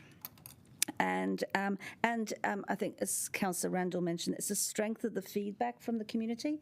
This is not just a little tick box exercise. They actually really thought about what they needed to do, and so I think we need to refer it to a broader group. But not only just because it's a broader group, I don't believe here and now we have had enough time to digest all the information in front of us that's come back, given what the officers have said, and enabling those community groups to actually feed back in. As we've heard from one of the groups, they've had to get, they've had consultation on another bike lane that had to be in by this week. They've had to appear in front of district plan hearings. We're asking them to give feedback on the Golden Mile. We're asking them to give feedback on the annual plan, asking us to give for them to give us feedback on the long-term plan. This is a volunteer group. They don't have the resources behind them to turn things around in the space of a couple of days. So I look forward to your support for my amendment. Thank you. And I will request division, please. Certainly. Okay, let's vote.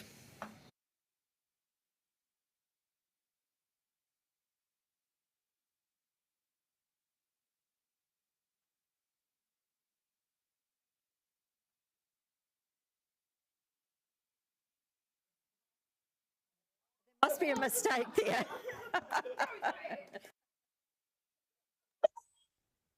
I take it you wish to change that to a...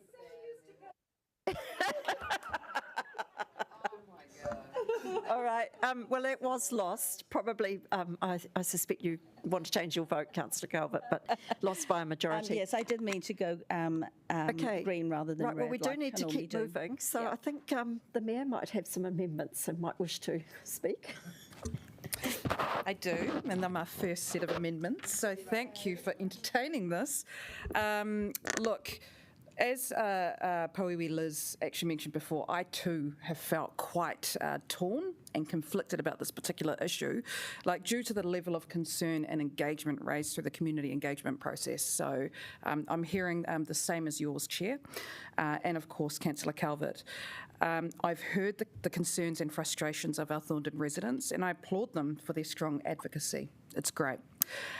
Some time ago, I did ask Wellington City Council staff to make sure that feedback from consultation is taken seriously and that changes are implemented.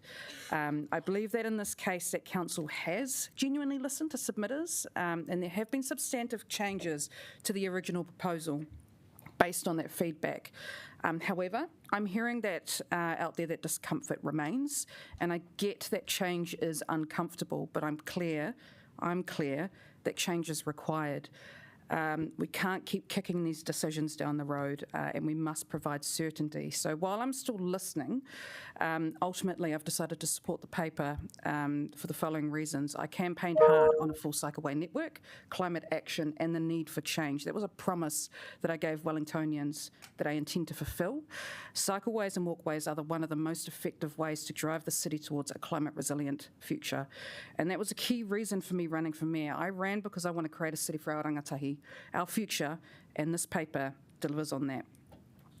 I attended a young multicultural leaders conference as a speaker last night, and it reminded me of this campaign process, and the energy from that room in response to the Cycleway Network was electric, and it reminded me of my values, and we've got to think about the bigger picture here.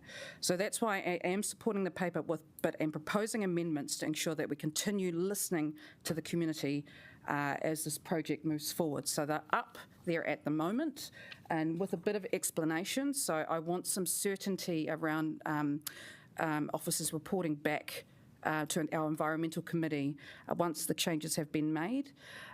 With number 2, it's just, properly engaging with foodstuffs, and that's something that I really want to help lead. I think it is really important, and I'm keen to help broker this engagement. And 3, and this just touches on what Councillor Chung even mentioned before about pedestrian safety, which is a very real concern. We need to really keep that at the top of our mind, and so I'm keen to include that and ensure that our officers investigate further options to improve pedestrian safety as well.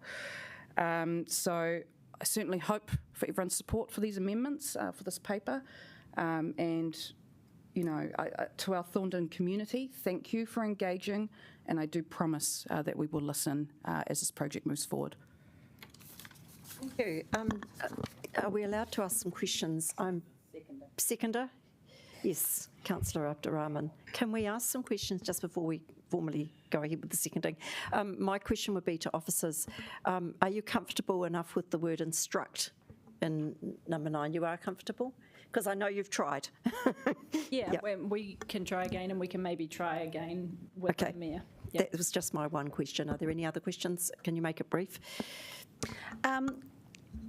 Number 8, how do you interpret within 6 months of installation being completed? Are you expecting that within 6 months of, say, June next year when the final stage? So basically, the earliest we will get feedback will be the end of 2024, beginning of 2025? Yeah, but given the timing of this project, installation in Molesworth is such a critical connection in this, it would be when the project is finished being installed 6 months after that. So the date of installation, final date of installation is? Yeah, at the moment it's scheduled to be around July next year, but the construction can change quite a lot. But we can keep you updated on that date. Okay, no further questions. I've got my hand up for a question. Oh, I'm sorry. Yeah. So it's just going back to the previous vote. You said it was overturned by a majority or whatever, but didn't give us the voting split. So if we're online, we have no idea who voted how. I think it was only Councillor Calvert that voted for it, and the rest voted against. Okay, thanks. 7-1. Thank you. All right, so would you like to speak as seconder, Councillor Abdurrahman? Well, I think a few things that we need to understand is, one, we are committed to this connected cycle lane, but how to do it is what we're talking about here. And that is why it's very important to give the community their say. In this case, the consultation has happened. Now, how are we going to go forward? We can't just say, oh, we consulted you, we're going to put it, we're not going to listen to you anymore. No, in this case, what we are saying is officers need to be engaging, working on the ground with the businesses that's getting impacted. For pedestrians, making it more safety issue as well. Most of all, how are we going to engage after we put something on the road? And we're just not going to be moving on from there on. How are we going to improve it? How are we going to work with the community on the ground, and less politicizing and when we bring the community's voice into the table. And for businesses, something, even though I'm moving this paper, something that I want this council in the future to be focusing on is how can we support those businesses that is getting impacted. It's obvious there will be impacts for businesses. We are making safe for our community. However, how can we make the business to be benefiting? How can we find some support system where they can kind of adjust it to during this transition period? And that is something for another day. But at this stage, I think this is a good amendment. I ask all of you to vote for it. I will speak to it now. Of course, I want to support you, Mayor. But I must say that for me, I would like, the fact that we won't get the reporting back until July next year. I am anticipating that, in actual fact, the way we're putting these cycleways in, we would be constantly looking for feedback. So I'm kind of not sure that this really adds a huge amount to what's going to happen anyway. And also, I do actually think number 9's good. I think we should make it clear that we are actually, as a council, backing up our officers and trying to engage with foodstuffs. So I'm very supportive of number 9. At 10, I don't quite know where they would go with this and how far we would be instructing them to actually look for further options when they've actually done quite a lot of work. So I will support you because I want to, but I just have to say that I'm not sure that they really in reality will change a huge amount. But then people could say that about lots of amendments. So, yeah.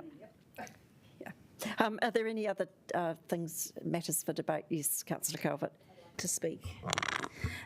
So, look, Number 8, we talked about deferring decisions. This is just deferring feedback. I mean, the feedback's not going to come till 2025. It's too little, too late.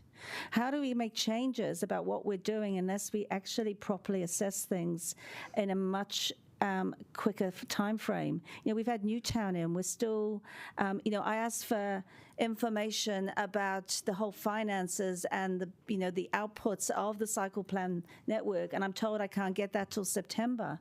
Really, we need this information much sooner, and making decisions, and not getting the feedback back till 2025. That's after our next LTP's been set. So look, I just don't think this is going to help in any way. Number 9, Foodstuffs has 2 entrances.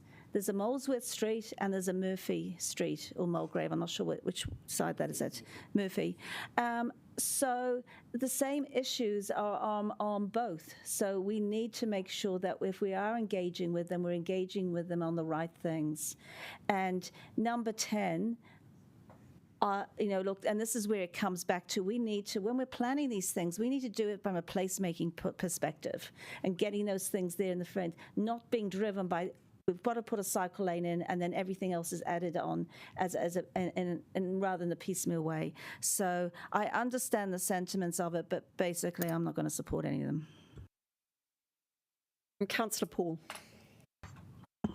I just wanted to thank the Mayor for bringing these constructive amendments. Obviously, there's some of us that are just chomping at the bit to get this network in place, and I think the Mayor's really said, just calm down, take a proper look at what we're doing, think about the lives that are being affected by what we're doing and what kind of actions can be taken to fully take into account the whole picture. And I think that this represents more than just what's written in those amendments. I think it's a signal to officers that this is a part or an aspect of the cycleway that the Mayor's particularly interested in, and that she will want to be fed back consistently throughout the process, not just within that 6 months thing. So you've got to consider the mana of the Mayor in reading and understanding these amendments. So I'm going to support them, even though I just want to go.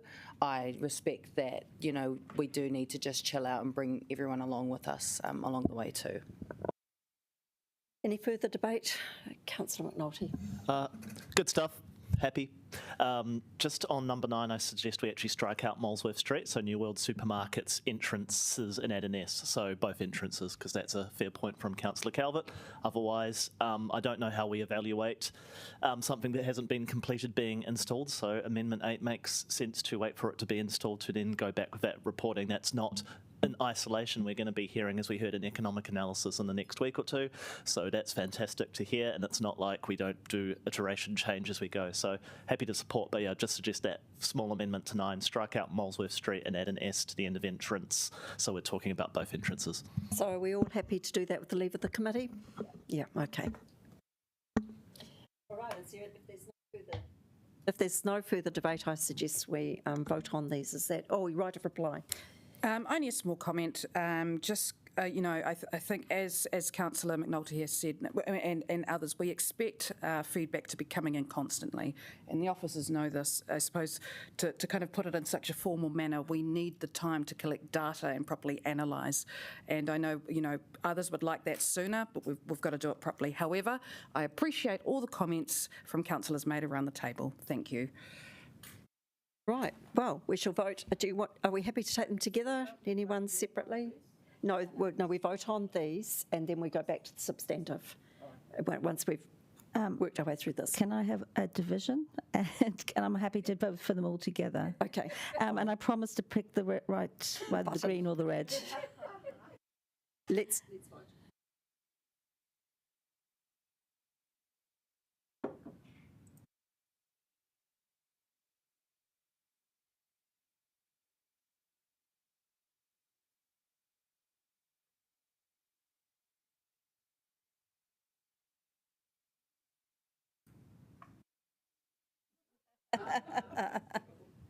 Well done, Mayor. Those have passed. Right, so back to the substantive, and a lot have been said already in the course of this debate, but if you still feel you need to say something, I'm taking a list now. So we've got Councillor Pannett, Councillor Chung. Any others? Councillor Foon. away we go. Councillor Pannup. Thank you, Chair, and I promise to be brief given I'm not on the committee, but this was a project I led last triennium and I'm very committed, like many of you, to completing this cycle network.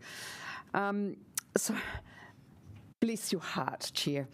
You mentioned engineers. Well, engineers, and I have many in my family, have been impartially responsible for some of the issues that we have faced in our transport system. And so I agree with Councillor Paul, we do need a shock to the system because the system itself is sick and has caused climate change, death and despair on our roads and unlivable cities.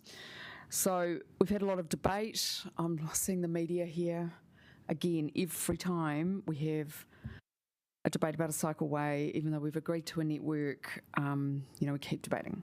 But I respect the right of people to always have a say, so I thank my constituents for the hard work that they put in. I've done it myself. I've stood out on the pavement and collected submissions on transport issues, so I'm grateful for that. I just want to make 2 points. One is that this is actually a slightly chaotic area. I would like to bring a little bit of order to it. The amount of, pedestrians and cyclists and cars and commercial vehicles all over the place. We just need to make sure that we've got space for pedestrians, some for cyclists, and some for other road traffic. And I do not concede that the way we organise our transport system actually encourages a sense of community or economic well-being. And it was good to hear the Minister of Finance today, in response to a couple of questions from a couple of us, reaffirm the Labour government's commitment to acting on climate change, even though we've come out with a message around a no-frills budget. The second point I just want to make is that Thorndon is perfectly set up to be sustainable. There is no other suburb in the region, apart from Te Aro, which is so good. It is highly walkable. It's just such a great area. It's got excellent access to public transport. And so we should be able to do some really good things here to support the well-being of this area and the surrounds. It is also, I'm making a generalisation, a well-resourced area. This is not a deprived one, generally. And so people do have some options to be able to work their way as we make some changes. And people have said to me often, and I appreciate my choices may irritate people, but people have said to me, oh, you're lucky, you live in the inner city. Well, actually, these people live in the inner city too. And what I think we need to be doing is making it possible to make good, sustainable transport choices. It is possible to be sustainable in terms of your transport choices. It's why I try to model it, even when it's difficult. And, the last point is that we need a new conversation around time and freedom. I had a woman sit next to me today saying she did not have time to look after her grandchildren. She worked full-time and she needed a car. I said, well, she lives 5 minutes from me. I can do it.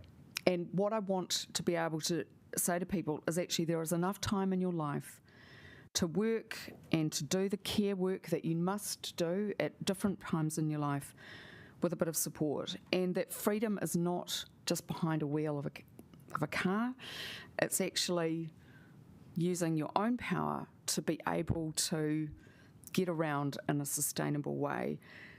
And assistance looks like zero fares on bus rides. It looks like safe cycling. It looks like flexible working so that people can do the right thing. It is absolutely possible and it is necessary because we are fighting the biggest war that humanity has ever fought. Sorry for the violent analogy. That climate change has the ability to obliterate us, and so we need to use all the tools that we've got to meet the challenge.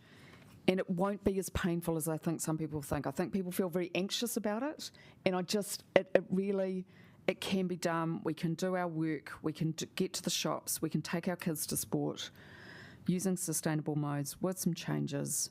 It's absolutely doable, and I cannot wait for that future to be here. Kia ora. Okay, thank you. Councillor Chung. Thank you. Those of you who know me and those of you who don't know that I ran on a platform of fiscal rectitude and not to waste money and to spend money wisely. Whatever money we spend, I want it spent wisely.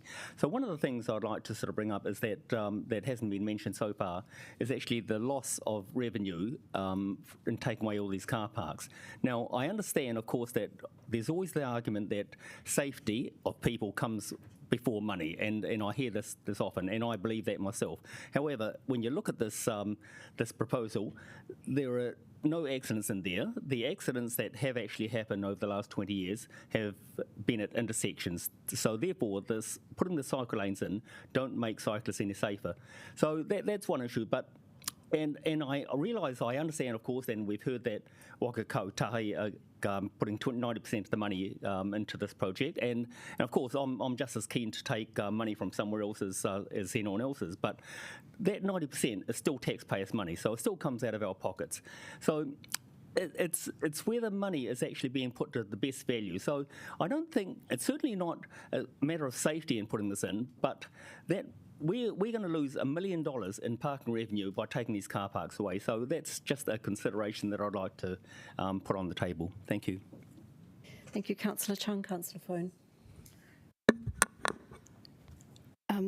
Kia ora. Thanks to everyone for the mahi on this. It's really good that we've been really thorough, and I do want to acknowledge the officers' work particularly. It's impressive. I think, look, we've had multiple submissions, but one of the ones that has amused me is that we shouldn't make these changes because there are not enough people cycling. And we've had some good stats on that, some, which we've heard from our officers this morning, that in Upper Molesworth there are only 200 on the bike counter, and an individual counted between 7 and 9 a.m. on Murphy Street, only 37 bikes. So the question I have is, when we've got 5 schools and 3,000 students, what is the reason we have such small numbers choosing to ride a bike or walk or get around independently? We had submitters that come here, particularly Maddie from Wellington Girls, who said, no one cycles to school. Why not? And this is the purpose of what we are trying to do today. I'm sorry I didn't join you to Kilburnie, the site visit, but the description I heard was that the kids were piling out of the school on bikes and randomly going over roundabouts and all over the show, and that actually we might need the cycleway there to help manage that. But why isn't that the case for all schools in Pōneke? That is what we're doing this for today. These are the outcomes we want, that our young people can choose to get around independently and safely by their own means. And that is why we're doing this today. Also, the government speed reduction consultation is to create safety around schools. This is what we are trying to back up by doing this today. So I challenge you that if we don't support this, we are actually denying 3,000 students their right to get around safely and independently to and from their school. Kia ora. Okay, thanks. Councillor Randall. Thank you. I oppose this, and I'm quite strong on this. First of all, I want to put aside, any measure that these roads are unsafe for cyclists. Okay, compared to most CBD roads, there's almost every other road is in the CBD is less safe for cyclists than this. So I am totally puzzled why this has been the focus of this council, when there are many, many places which are black spots where we're not putting in protected cycleways. Over the last 10 years, there's been just 6 cycling accidents in these roads. None of them. In fact, in the last 15 years, there hasn't been a single cycling accident on Molesworth Street reported. Okay? But during the same 10-year period, there's been 27 pedestrian accidents, 3 of which are serious. That's like overnight in hospital, people being knocked down. So cycling really is a safe place. You want to put a cycleway along Molesworth Street that hasn't had a cycling accident. So let's put aside that there's anything to do with safety. It's nothing to do with safety. It is about climate change and mode shift. Okay, that's this council. This council has come to Thorndon and they've said, for the sake of the climate change agenda, we're ripping out your car parks and we're going to put in cycleways. So what happens then? Well, for me, and this is the most important thing, it's about the feedback. It's about, is this council listening? And when it hears a message from the community, how does it decide what it's going to do?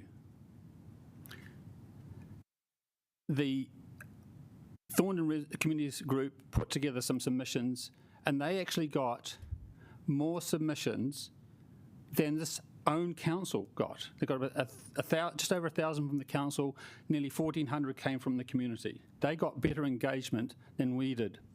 But more importantly, there's 1,187 submissions across those two groups opposed versus 849, nearly 1,200. More submissions from little old Thorndon are opposed to the cycleways than submitted on Pāniki. And for us not to listen would be terrible. Further, when you come and look at the detail of what the suburbs are saying, the suburbs that are impacted, you're talking at Thorndon and Wadestown, okay? In Thorndon, 73% of those submitted, 73%, nearly 3/4 are opposed. Wadestown is 70% opposed. I mean, I want to be here and give voice to this majority, the majority of submitters that have been ignored by this decision. I want to note the comments from a Thorndon cyclist that says, as a daily cyclist, I feel these changes will add no safety or convenience to my commute. Removing this huge number of car parks will seriously affect the public, the shops, stores and small businesses that are presently viable. We need to stop this wholesale rejection of the automobile and find a balance from everyone. That's a cyclist. I want to give voice to the business who says, from Thorndon, who says, so many people use car parks that you're suggesting remove every day. For our organisation, having on-street parking is essential as a large number of our clients are elderly and unable to walk to our office from public transport. I want to give voice to the family who came in and said, I use these car parks to visit Word of Mouth, National Library and Home Cafe. If these car parks are removed, I will not be patronising them. I also use the parks to drop my daughter to work as the trains and buses are unreliable. I pick up my granddaughter from Sacred Heart School every day. There are 4 legal parks. I want to give voice to the elderly. The elderly, who, like the person from Koata says, as an elderly person, these changes are unsafe for me. I want to give voice to the vulnerable, such as the Wadestown resident that says some members of Thorndon and surrounding suburbs will be disadvantaged because of this. For example, I am immune compromised and do not use public buses. I rely on relatively easy access accessible car parks around Mosley Street for everyday interactions, particularly medical related. I mean, and then there's the person that, what was it now? Then there's the other vulnerable person who simply says, I work in the area and with a bad leg, I need these parks close to my job. I will be looking for new employment out of the city if these parks are removed.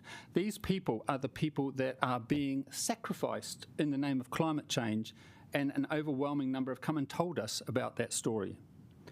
I also note, in terms of the City Council's own analysis, that there are more people who of those people who identified as living with a disability or an accessibility issue, more opposed to cycleways than supported it.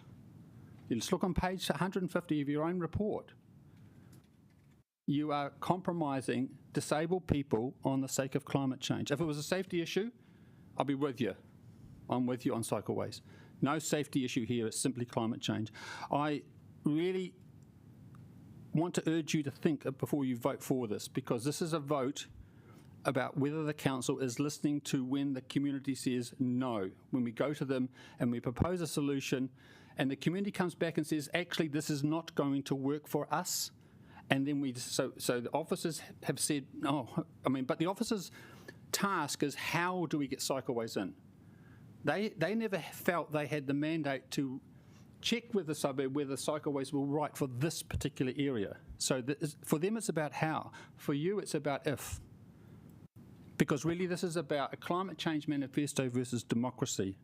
I mean, because let's face it, Molesworth Street, a street that hasn't had a reported cycling accident, serious cycling accident for 15 years, is going to have 100 car parks removed from it for the sake of climate change. If it's going to happen on Molesworth Street, it's going to happen everywhere in the city. So this is why it's so important to say what this cycle plan is and what does it mean to go out and consult with the public. So I urge you to vote against it for those reasons. Thank you. All right, thank you. Councillor McNulty. Kia ora, everyone. I'm just going to talk a bit about my own journey and how I got here. For a lot of us, this decision is probably feeling hard. We're creating disruption in a time when I think we are collectively incredibly sick of having our lives disrupted, challenging the status quo, and it should be hard. But that's what we actually put our hands up to do in October last year, was be elected to make tough decisions. We talk often about a responsibility of passing on financial debt into future generations, but we don't often talk about the irresponsibility of an infrastructure deficit and passing that on to future generations. Our city is objectively financially challenged today by the fact we have not made enough tough decisions over the last 20 and 30 years. Our water network would be in substantively better condition had we had the courage to make some tough decisions, but we didn't. So on the election trail in here, and I'll say it till the day I walk out of here, I've been unapologetic about looking at every decision we make at a 10, 20, 50-year basis. It is about the long term that we do it. And I'm going to talk about the coming micro-mobility storm that's coming in New Zealand. And when I talk about micro-mobility, I'm talking about everything from an e-scooter to an e-bike and in between. Stuff did a survey in 2021 with 20,000 people across New Zealand that showed 18% of Wellingtonians were planning to buy an e-scooter or an e-bike in the next 12 months. PS Market Research have looked at the size of the micro-mobility market in New Zealand. $10 million in 2020. They project it to be over $1 billion by 2030. And Waka Kotahi's own 2021 report predicts micro-mobility to double the mode share of current push bike cycling by 2030, with estimates of mode shift between 8 and 11%. Cycling is currently 4%. So we're talking about a doubling to trebling of cycling, e-scooting, micro-mobility in Poneke. So we have that on the table. We also have some trends. If we look at Q1 of this year versus Q1 of last year in our collective cycling counters that sit around Wellington, we've had a 10% uplift in trips. In March, we were up 20% from the year prior, 260,000 trips in Wellington. Cycling and micro-mobility are the only forms of transport in our city that can scale up 10, 20, 100%. Cars will grind us to a halt at 10%. At 100%, we'll just live in them. Buses are behind where they were in 2017 with current network delivery. There is no other transport option on the table we have in the city that can scale up and move people. So this is core infrastructure. This is on the same issue as pipes. This is the basics. The Accessible Streets Framework from Waka Kotahi is on the way, and that will allow local authorities to regulate e-scooters off footpaths, greatly improve both pedestrian, cyclist and micro-mobility safety, and provide consistent national rules across the whole country. I haven't even touched on the climate change benefits, but I think Councillor Paul did that relatively well, so I'll leave that there. But there are safety improvements delivered by this proposal across the board that are both cyclist and pedestrian. We've seen some good changes out of our consultation, and I commend the City Streets team for having the toughest job in this building when they go through, but we've seen how they've worked to eliminate Kate Shepherd as an issue, retain parking in Aitken Street. We've seen some clever design, the idea of Murphy Street being a clearway in peak hours so that it retains two lanes for vehicles and then coming through to a quieter street after that period. That's clever. It's good engineering. It's innovation. So I'll leave it with this should be a difficult decision. Usually good ones are, but I'm confident that we are doing the right thing for the long term of our city, because I don't know how we're going to deal with a $1 billion micro-mobility market without a hell of a lot more pedestrian injuries on our footpaths and the status quo. Kia ora. Councillor Calvert. Thank you. I think Alan Blake from Living Streets Aotearoa sent us an email yesterday and basically said, you've got it wrong. You need to make sure that you do a complete street design approach. So you take into account pedestrians, you take into account all the users, and not just be driven by one particular user. But I think what we know with this area, it's pedestrians, and actually it's buses that will actually deliver the climate change the reduction in carbon emissions that we actually need, that will be of a better benefit. I honestly wish this council would just put, a quarter of what it focuses on bikeways into supporting Greater Wellington in getting the buses working as they used to work back in 2017. That would make much more difference for us. So look, and I just want to remind everyone, and I did send out our residence monitoring survey from last year. The last triennium we made decisions.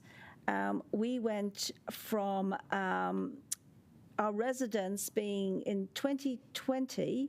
31% of them were totally dissatisfied with our decision making. Last year, that had gone up to 52%. I'll just remind you about that. And Wellington City Council making decisions that are in the best interests of the city. From 2019, we went from 40% down to 17% last year. And yes, I'm very happy to make tough decisions, but I want to make tough decisions when we are informed by all the information, and not just sometimes selective information. And so look, I'm not going to support these. I might just support a couple of the noting ones, retaining the bus stop, because that's basically just retaining what we've got now. But I'd say to you all, as actually the strength that you need to demonstrate is saying, actually, we need to listen, and we haven't got it right. Thank you.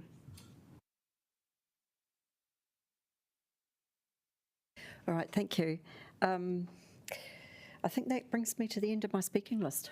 So if there's no others, I'll have my right of reply. Is that the case? Nobody else? Right. Thank you for what's been a really robust debate. I do actually want to again commend the officers for the work done. And the paper I thought was incredibly readable. And I loved the way that the themes came out in the consultation, either whether for or against, and the way that was colour-coded and the blocks were actually amalgamated was really helpful. I think we've had some debate about the actual numbers. The confusion sort of arises from the fact that we've got two different sorts of sources of information for Thorndon. So while it's clear that we've got 70% either, strongly support or support from the council material, that fact that we've got so many on the Thorndon survey that were actually strongly opposed does skew the overall numbers. But regardless of that, I think the themes that have come through are quite clear.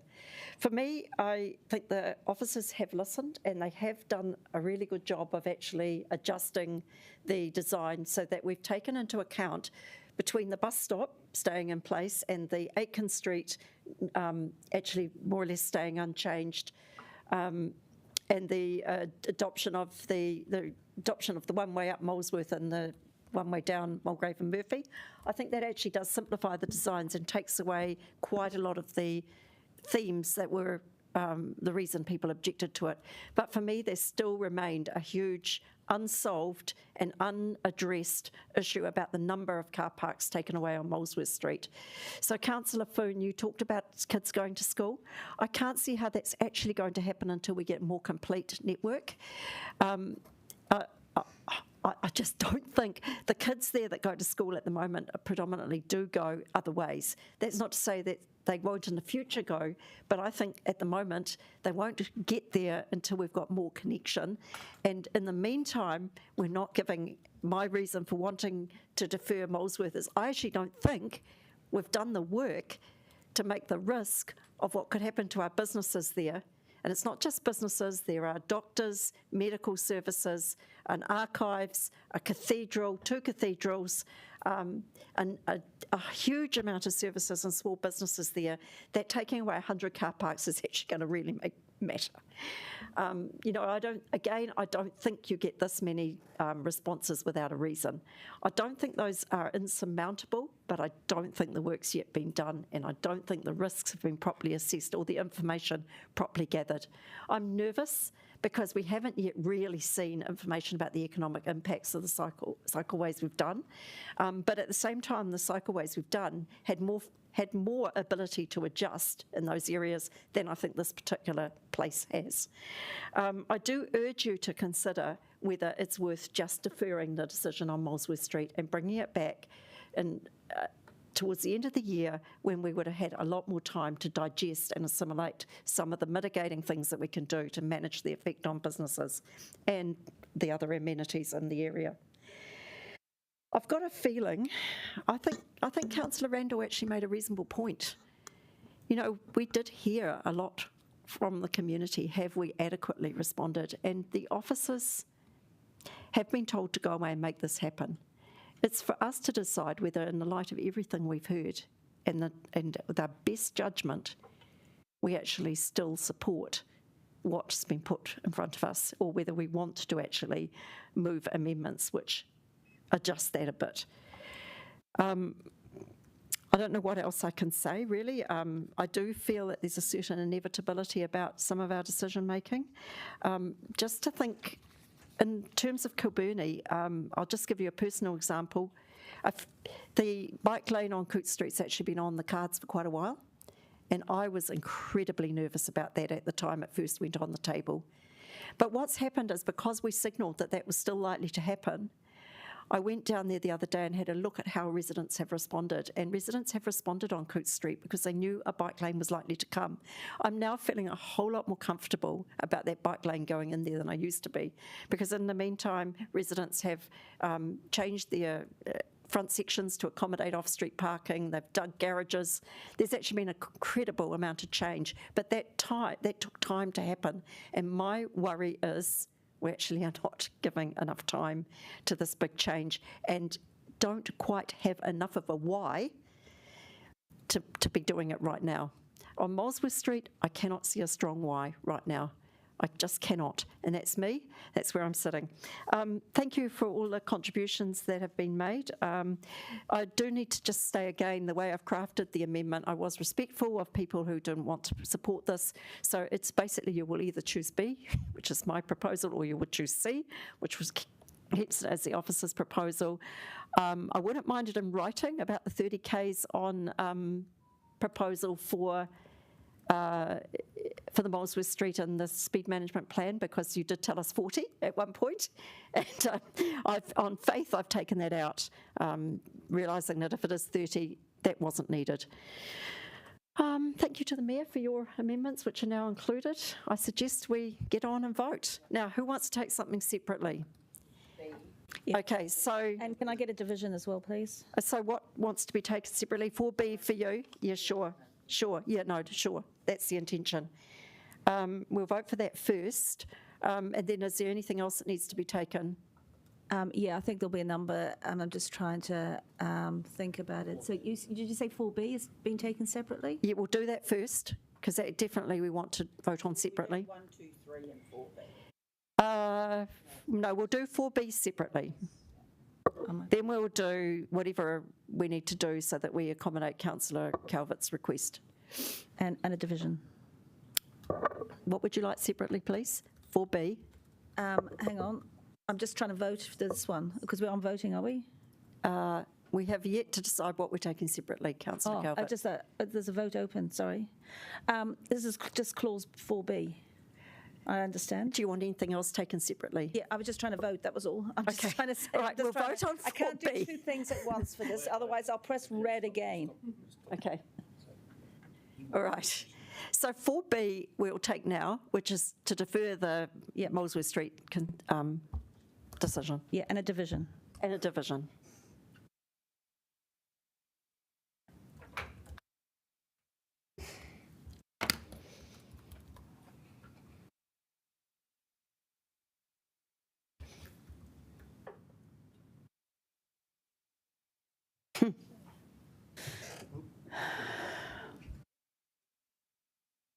we done it? Okay, so that has failed. Right, so now I'll ask again if anyone wants anything else. So that can be deleted. I want to take 1, 2, and 3 together. I'd like to vote on D, E, and F together. And then I'm happy to take 5 to 10 as a group. Okay, well, let's do 1, 2, and 3.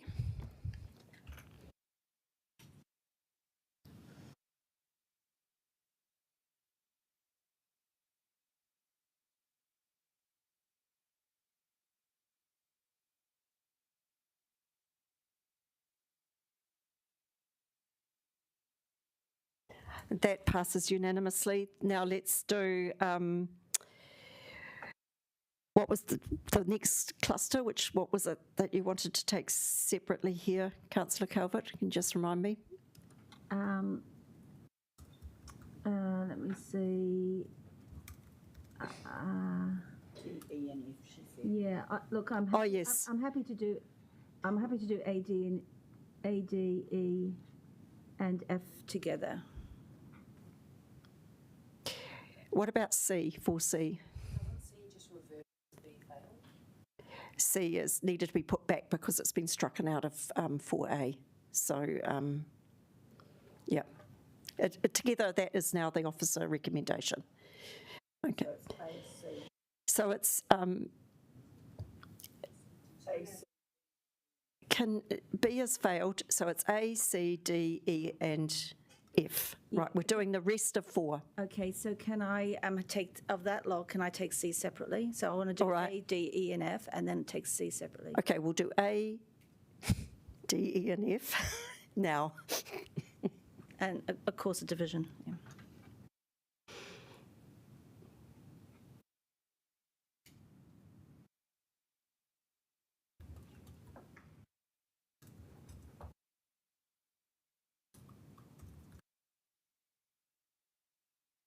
Sorry. Okay. And that passes unanimously. We will now do 4C. I'm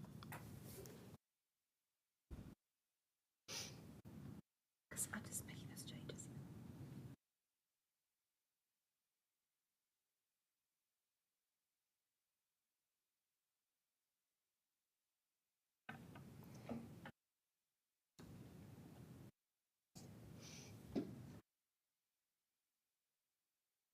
It's lost, but anyway, we've gone past it. I did ask, but anyway, I think we're clear and don't think anyone's voted in the wrong way. And now lastly, 5 to 10.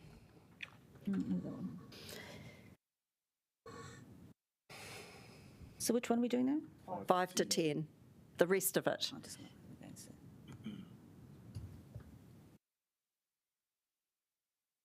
I'll make it easy for you all. Thank you. Well, I could have gone into my Yes, it is getting late. All right. Thank you. I think it is time for lunch.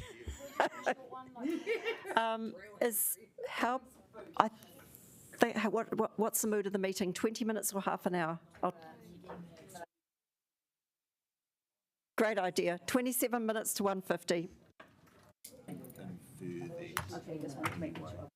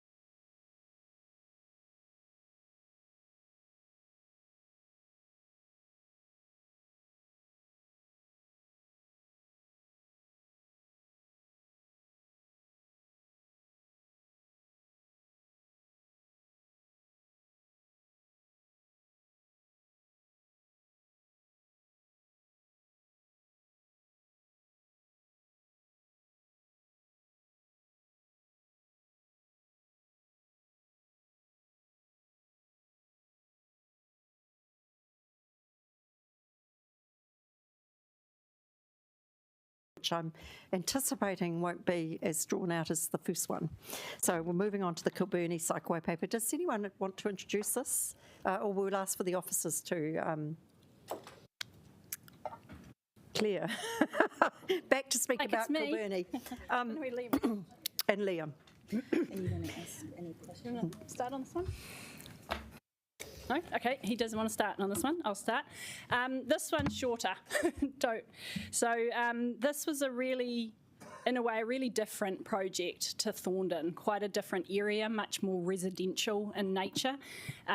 Some similarities, there's thousands of young people that come in and out of school in this area, which is the same for Thorndon.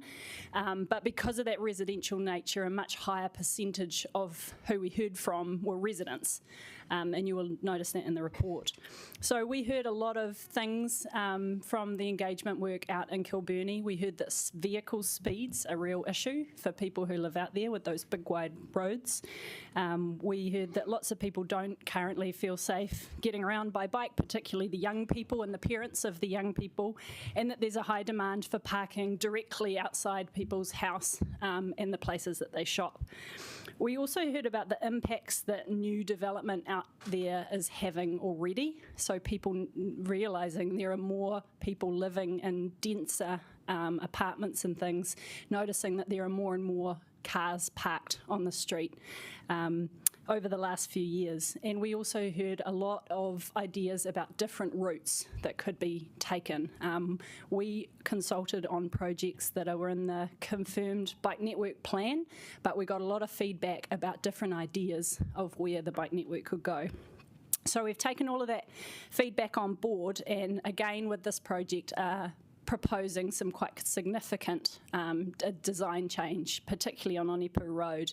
So what we are recommending, based on what we heard, is that the southern section of Onipu Road between Fast Street and the beach reverts from separated cycleways along the north to Fast Street into buffered painted lanes for the final section.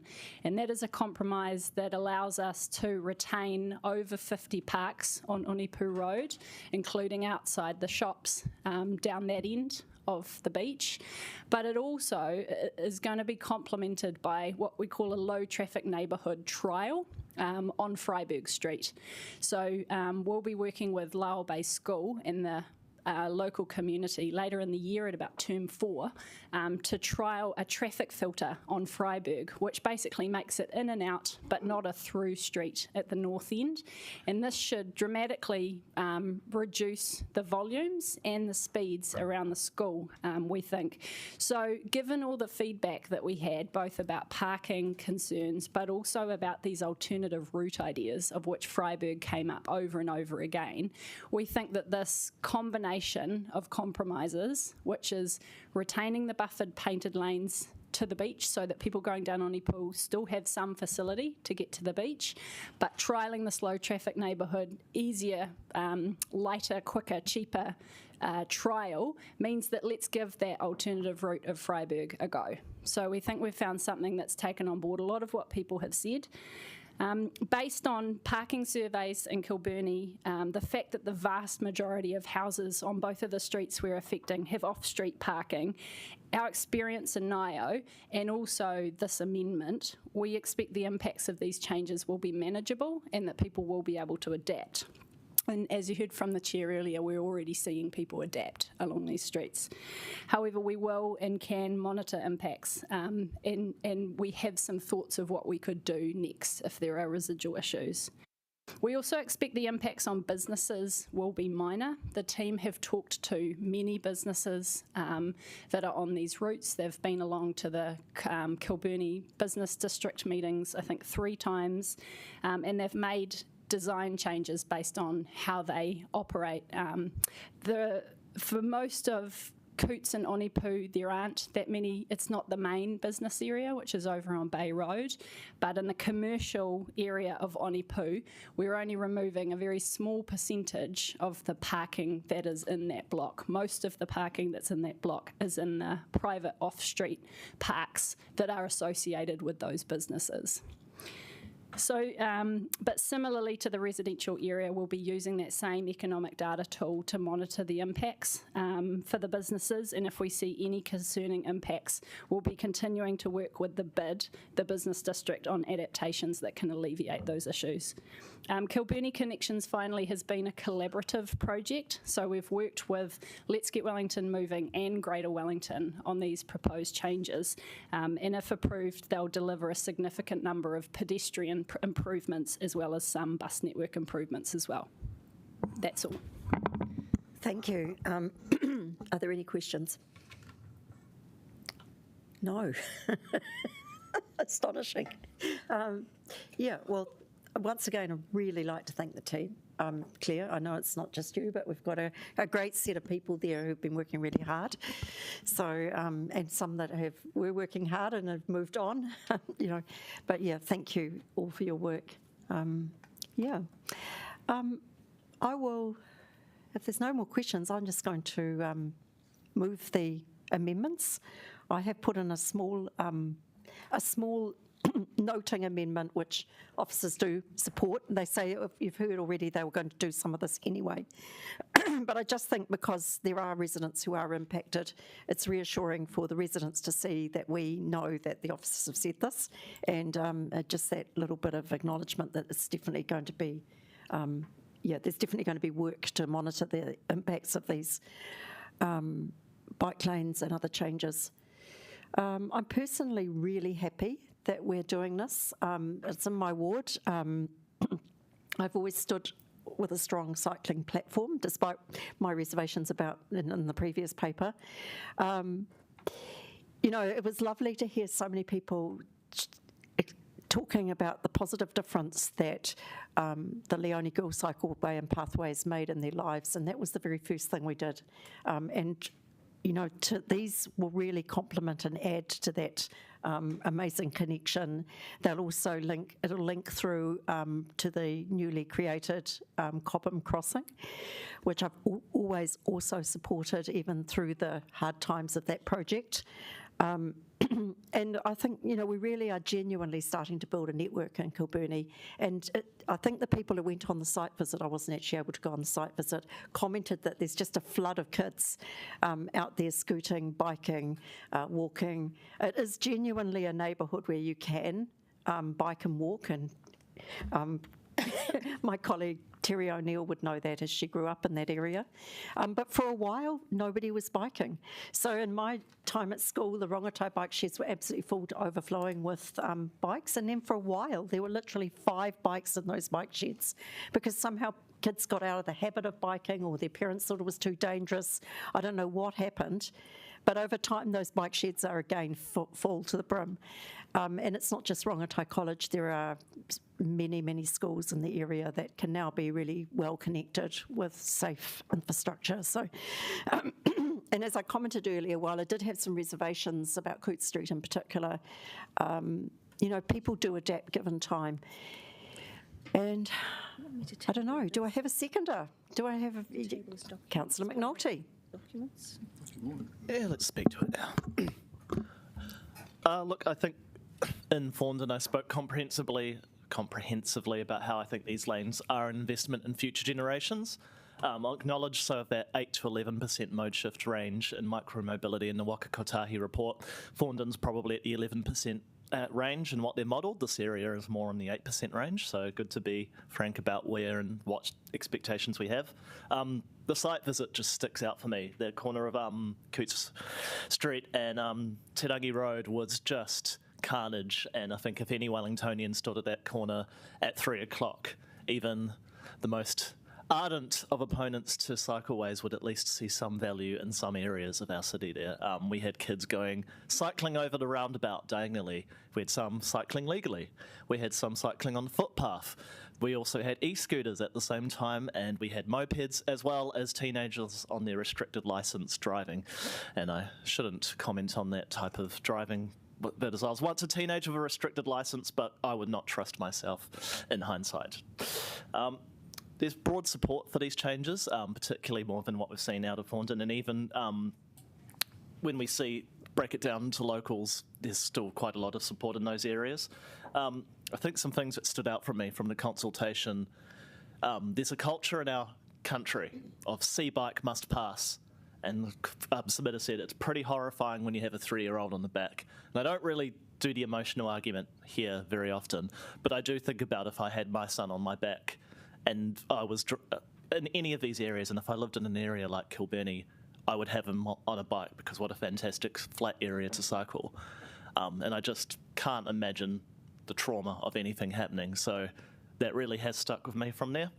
So I'm really pleased to see this through. I will note that obviously there's always concerns around accessibility, and especially for some of those residents on Hātepe Road that are facing car park changes. Officers have been asking the local community since this consultation started to contact them if you do have specific mobility needs, and they haven't had that contact come through yet. And there is, I believe, ACC support around conversions and, whether some of those garages or areas that are too small could be provided financial assistance. So it'll be good for us to go back out to residents if we, at the end of this process, and say that support is available and direct residents to it. So we want to make sure that we do this as justly as we can.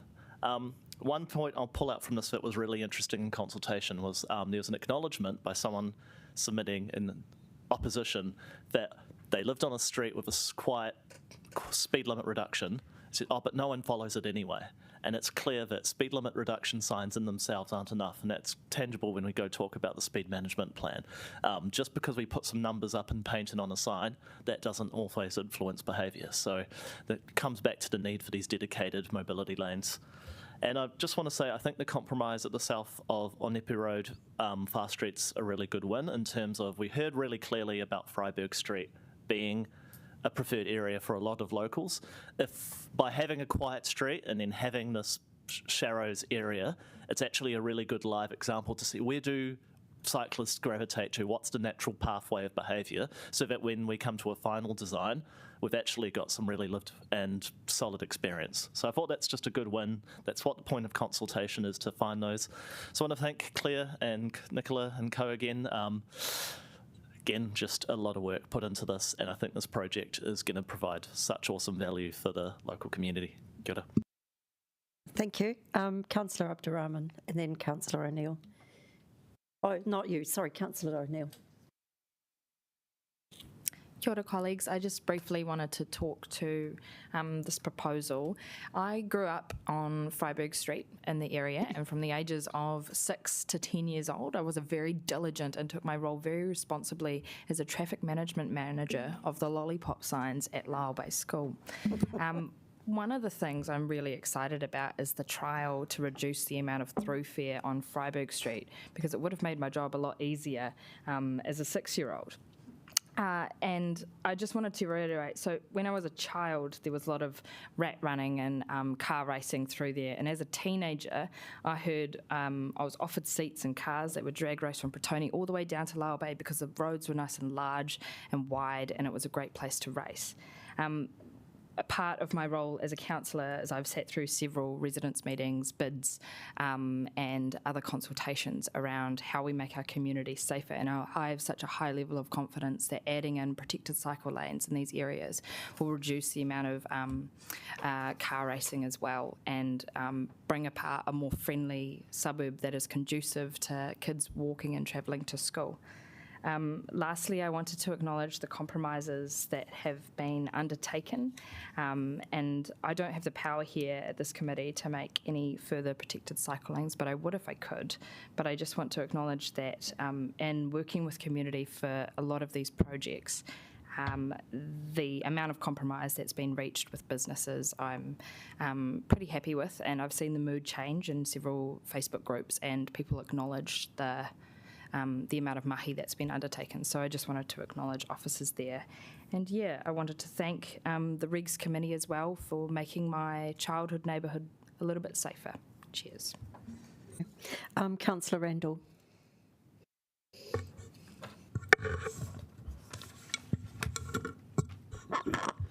Yes, I'm afraid I'm not really a keen fan of putting in cycleways unless there are safety issues. And, again, this is an area which is relatively safe. there's not really pressing things. There are accidents there, I recognise that, although I have to note that they're mostly at intersections, again, which seems to be where, a pattern through the city. I am also concerned about how this council consults. I'm not sure if the public actually realise that when we come to talk to them about cycleways, that the consultation is about how we're going to fit them in, and they're not allowed, it seems, to say, no, actually it's not going to work. I would note, having been provided with the actual submissions, I can do a wee bit of my own analysis on the submissions, and my analysis shows that although a majority across all of the city are in favour of these cycleways, a majority of the people from Kilburnie and a majority of the people from Lyell Bay oppose these cycleways on the City Council's own reports. Kilburnie is 56% opposed and Lyell Bay is 66% opposed. So again, we're sacrificing. So, and another thing too, under the key question, I draw your attention to page 278 of the report. Of those submitters who identified as living with a disability or having an accessibility issue, a clear majority opposed to these cycleways. That's 65% opposed. Now, 2/3 of people who identify with being vulnerable oppose these cycleways, and I'm not sure that sacrificing these people on the altar of climate change is a move that I can support. So I would just urge you to really think about these numbers and about what we're really doing to all of our various communities. I don't want to be part of a council where we go to a suburb and when we go there, they fear the words, "Hi, we're from the City Council. We're here to improve your suburb." Thanks. Thank you, Councillor Endell. Councillor Calvert. Thank you. You'll be pleased I'm not going to bring an amendment like I did for Thorndon, because I thought you were going to vote it down. So I will, but the sentiments are there, the same. And again, my sentiments around Thorndon, around community, listening to the community, and not just listening to them, but doing something about it, because I think that's what the community are looking for. So I won't repeat a lot of what I've said there, but what I am doing is I'm tabling some documents, and I've just sent those through. But the 3 documents I'm tabling, and I probably should have done it for Thorndon, but I'm tabling the Living Streets email and information that came through yesterday, and that was about suggesting to this council that they take a complete street design approach rather than let's put in a bike lane approach and do other stuff. And in addition, I'm also tabling Councillor Randall's email to us today in terms of his view on the submissions and the statistics around that. And I'm also tabling an email and you've all received these documents from a local Kilburnie resident who, basically, I'll just read what he says. In summary, it would seem best to pause this process and take some time to reconsider routes, engage more meaningfully, and understand the real impacts on businesses and residents. And I think that sums it up. I think there's some really good things in this proposal, though. I'm not saying there isn't, but I'm not trying to be a traffic engineer and separate some of the stuff out. But I certainly think there's lots of potential around Freiburg Street and some of those other changes that we saw coming out of Rongotai College. But they're not necessarily about bike lanes. They're actually more pedestrian led improvements. So, but to save you the pain of separating out all the resolutions, I probably will just vote them all against them en bloc, on the understanding that really it's about, there's parts I don't like, but I'm not going to try and separate them out here and now. But there are parts I do agree with. Okay, thank you. Councillor Abdurrahman. I think this is really interesting when we look at it, what the local communities in comparison to the whole city. And if we focus on only those who are local, let's say on Hātepe Street, are we going to ask only those on Hātepe Street or those or are surrounding as well? If we're going to go to that little bit details, we might also ask who the road belongs to. So if I got a parking outside of my house, do the road belongs to me, and do I have more says than anyone else? And I would say, I think that is a discussion we need to have. We might differ on that. So I think your data of looking at 56% in Kilbirnie and the rest is for another day debate. But at this stage, I think we all have a say in our roads. And the second question is, some of us might not benefit from what we are doing today. We are doing for our children, we are doing for the next generations. And in this process, we might not all benefit from it. And I do acknowledge that, and that's a sad truth. But we can't stop doing those things because of some of us not benefiting it.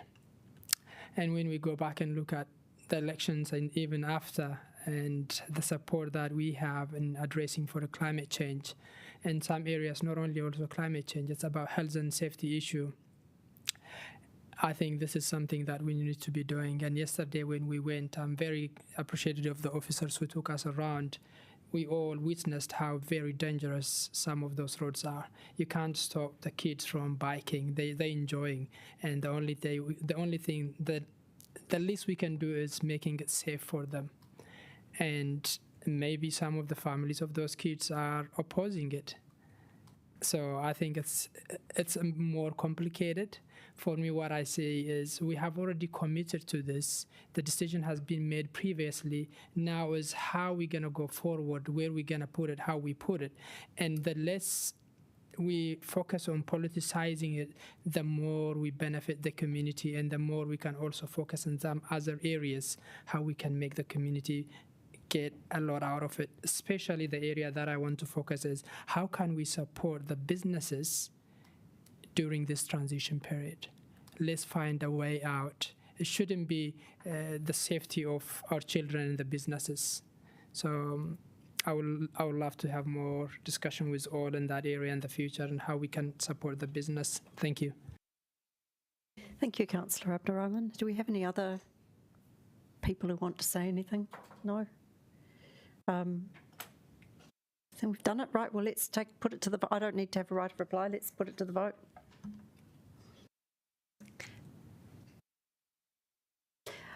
And we don't need to take anything separately. No, on the understanding that I'm doing this, basically, will achieve the same outcome, but I'll just make it easy for you all.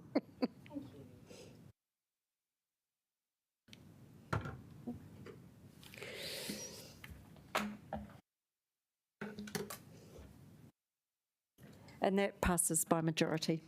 Do you want a division? Did you want a division, Councillor Calvert? Oh, why not? Yeah, okay. Right, well, that brings us to the forward program and the action tracking parts of our agenda. We're nearly done. So do we need to... Yeah, thank you. Happy to introduce the action tracking and the forward programme. We'll just take this as read. On the forward programme, we've got Thornton Quay, Hutt Road, traffic resolutions coming up next time. And we've got traffic resolutions associated with Chater Street as well. Actions tracking, we are doing a bit of a blitz on trying to get the number of in-progress actions down, so hopefully we'll start seeing a bit more green on that table from next month on. I'm happy to move it. Do I have yes questions? Yep. So I'm getting really confused about traffic resolutions here because we've got some from Let's Get Welly Moving coming here, and then we've got others from Let's Get Welly Moving going to council, I believe, in respect of the Golden Mile. I think the reason why the Golden Mile are going to council because it's tied in with the reviewing detailed design as well. So there was a resolution when the business case for Golden Mile came up. One of the resolutions was for council to agree the detailed design or the design that was available at the time. So I think they're trying to do both of those things together for efficiency. So it might be efficiency. So shouldn't we be agreeing on a design before we do agree to go out with the traffic resolutions? It just seems odd because we're basically going to get traffic resolutions that we don't even know how much this thing's going to cost us. Yep, so you'll have all that information when you're asked to make that decision. Right. But the public didn't have that information. No, so we've gone out consulting and the public have not had that information. So how, oh look, I might just, I'll take that offline. I think, yeah, I think so. But I just want to raise my concerns on that. And why is, given that this council is running improvements to or changes to Molesworth Street and Murphy Street and just round the corner, we've got a different entity doing the traffic resolutions for Thorndon Quay. No. Why? Because we've set up the Let's Get Wellington Moving programme, of which we're 1/3 partner, to run those projects on our behalf. Okay. My understanding is most of the traffic resolutions come back to council, don't they? Yeah. My question is a process question, and that's given that it's been announced that we're doing Golden Mile at council, how do we formally enable that? Do we have to actually, because it is in our delegations to consider traffic resolutions, so do we have to actually pass something that says we're in advance, that we're sending it to council, or does council require pass something to say they're going to take it back from us? It's just a process question, but, dotting the I's and crossing the T's. Yeah, I'd like to see that we make that decision well in advance of the actual discussion. Yeah. Are there any other points to be made on the forward actions tracking or forward program? Would you like me to speak to that?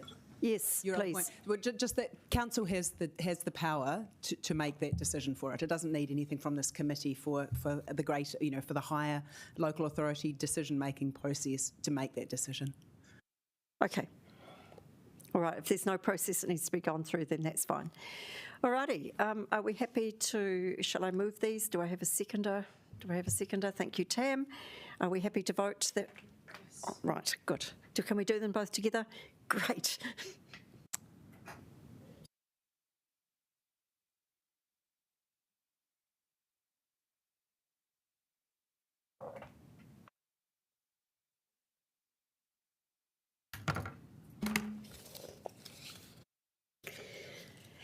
And that's passed unanimously. Right, well, with that brings our meeting to a close, and I will stand and say the closing karakia, and thank you all very much for your attention and, your diligence in voting. Right, unahia, ki te uru tapanui.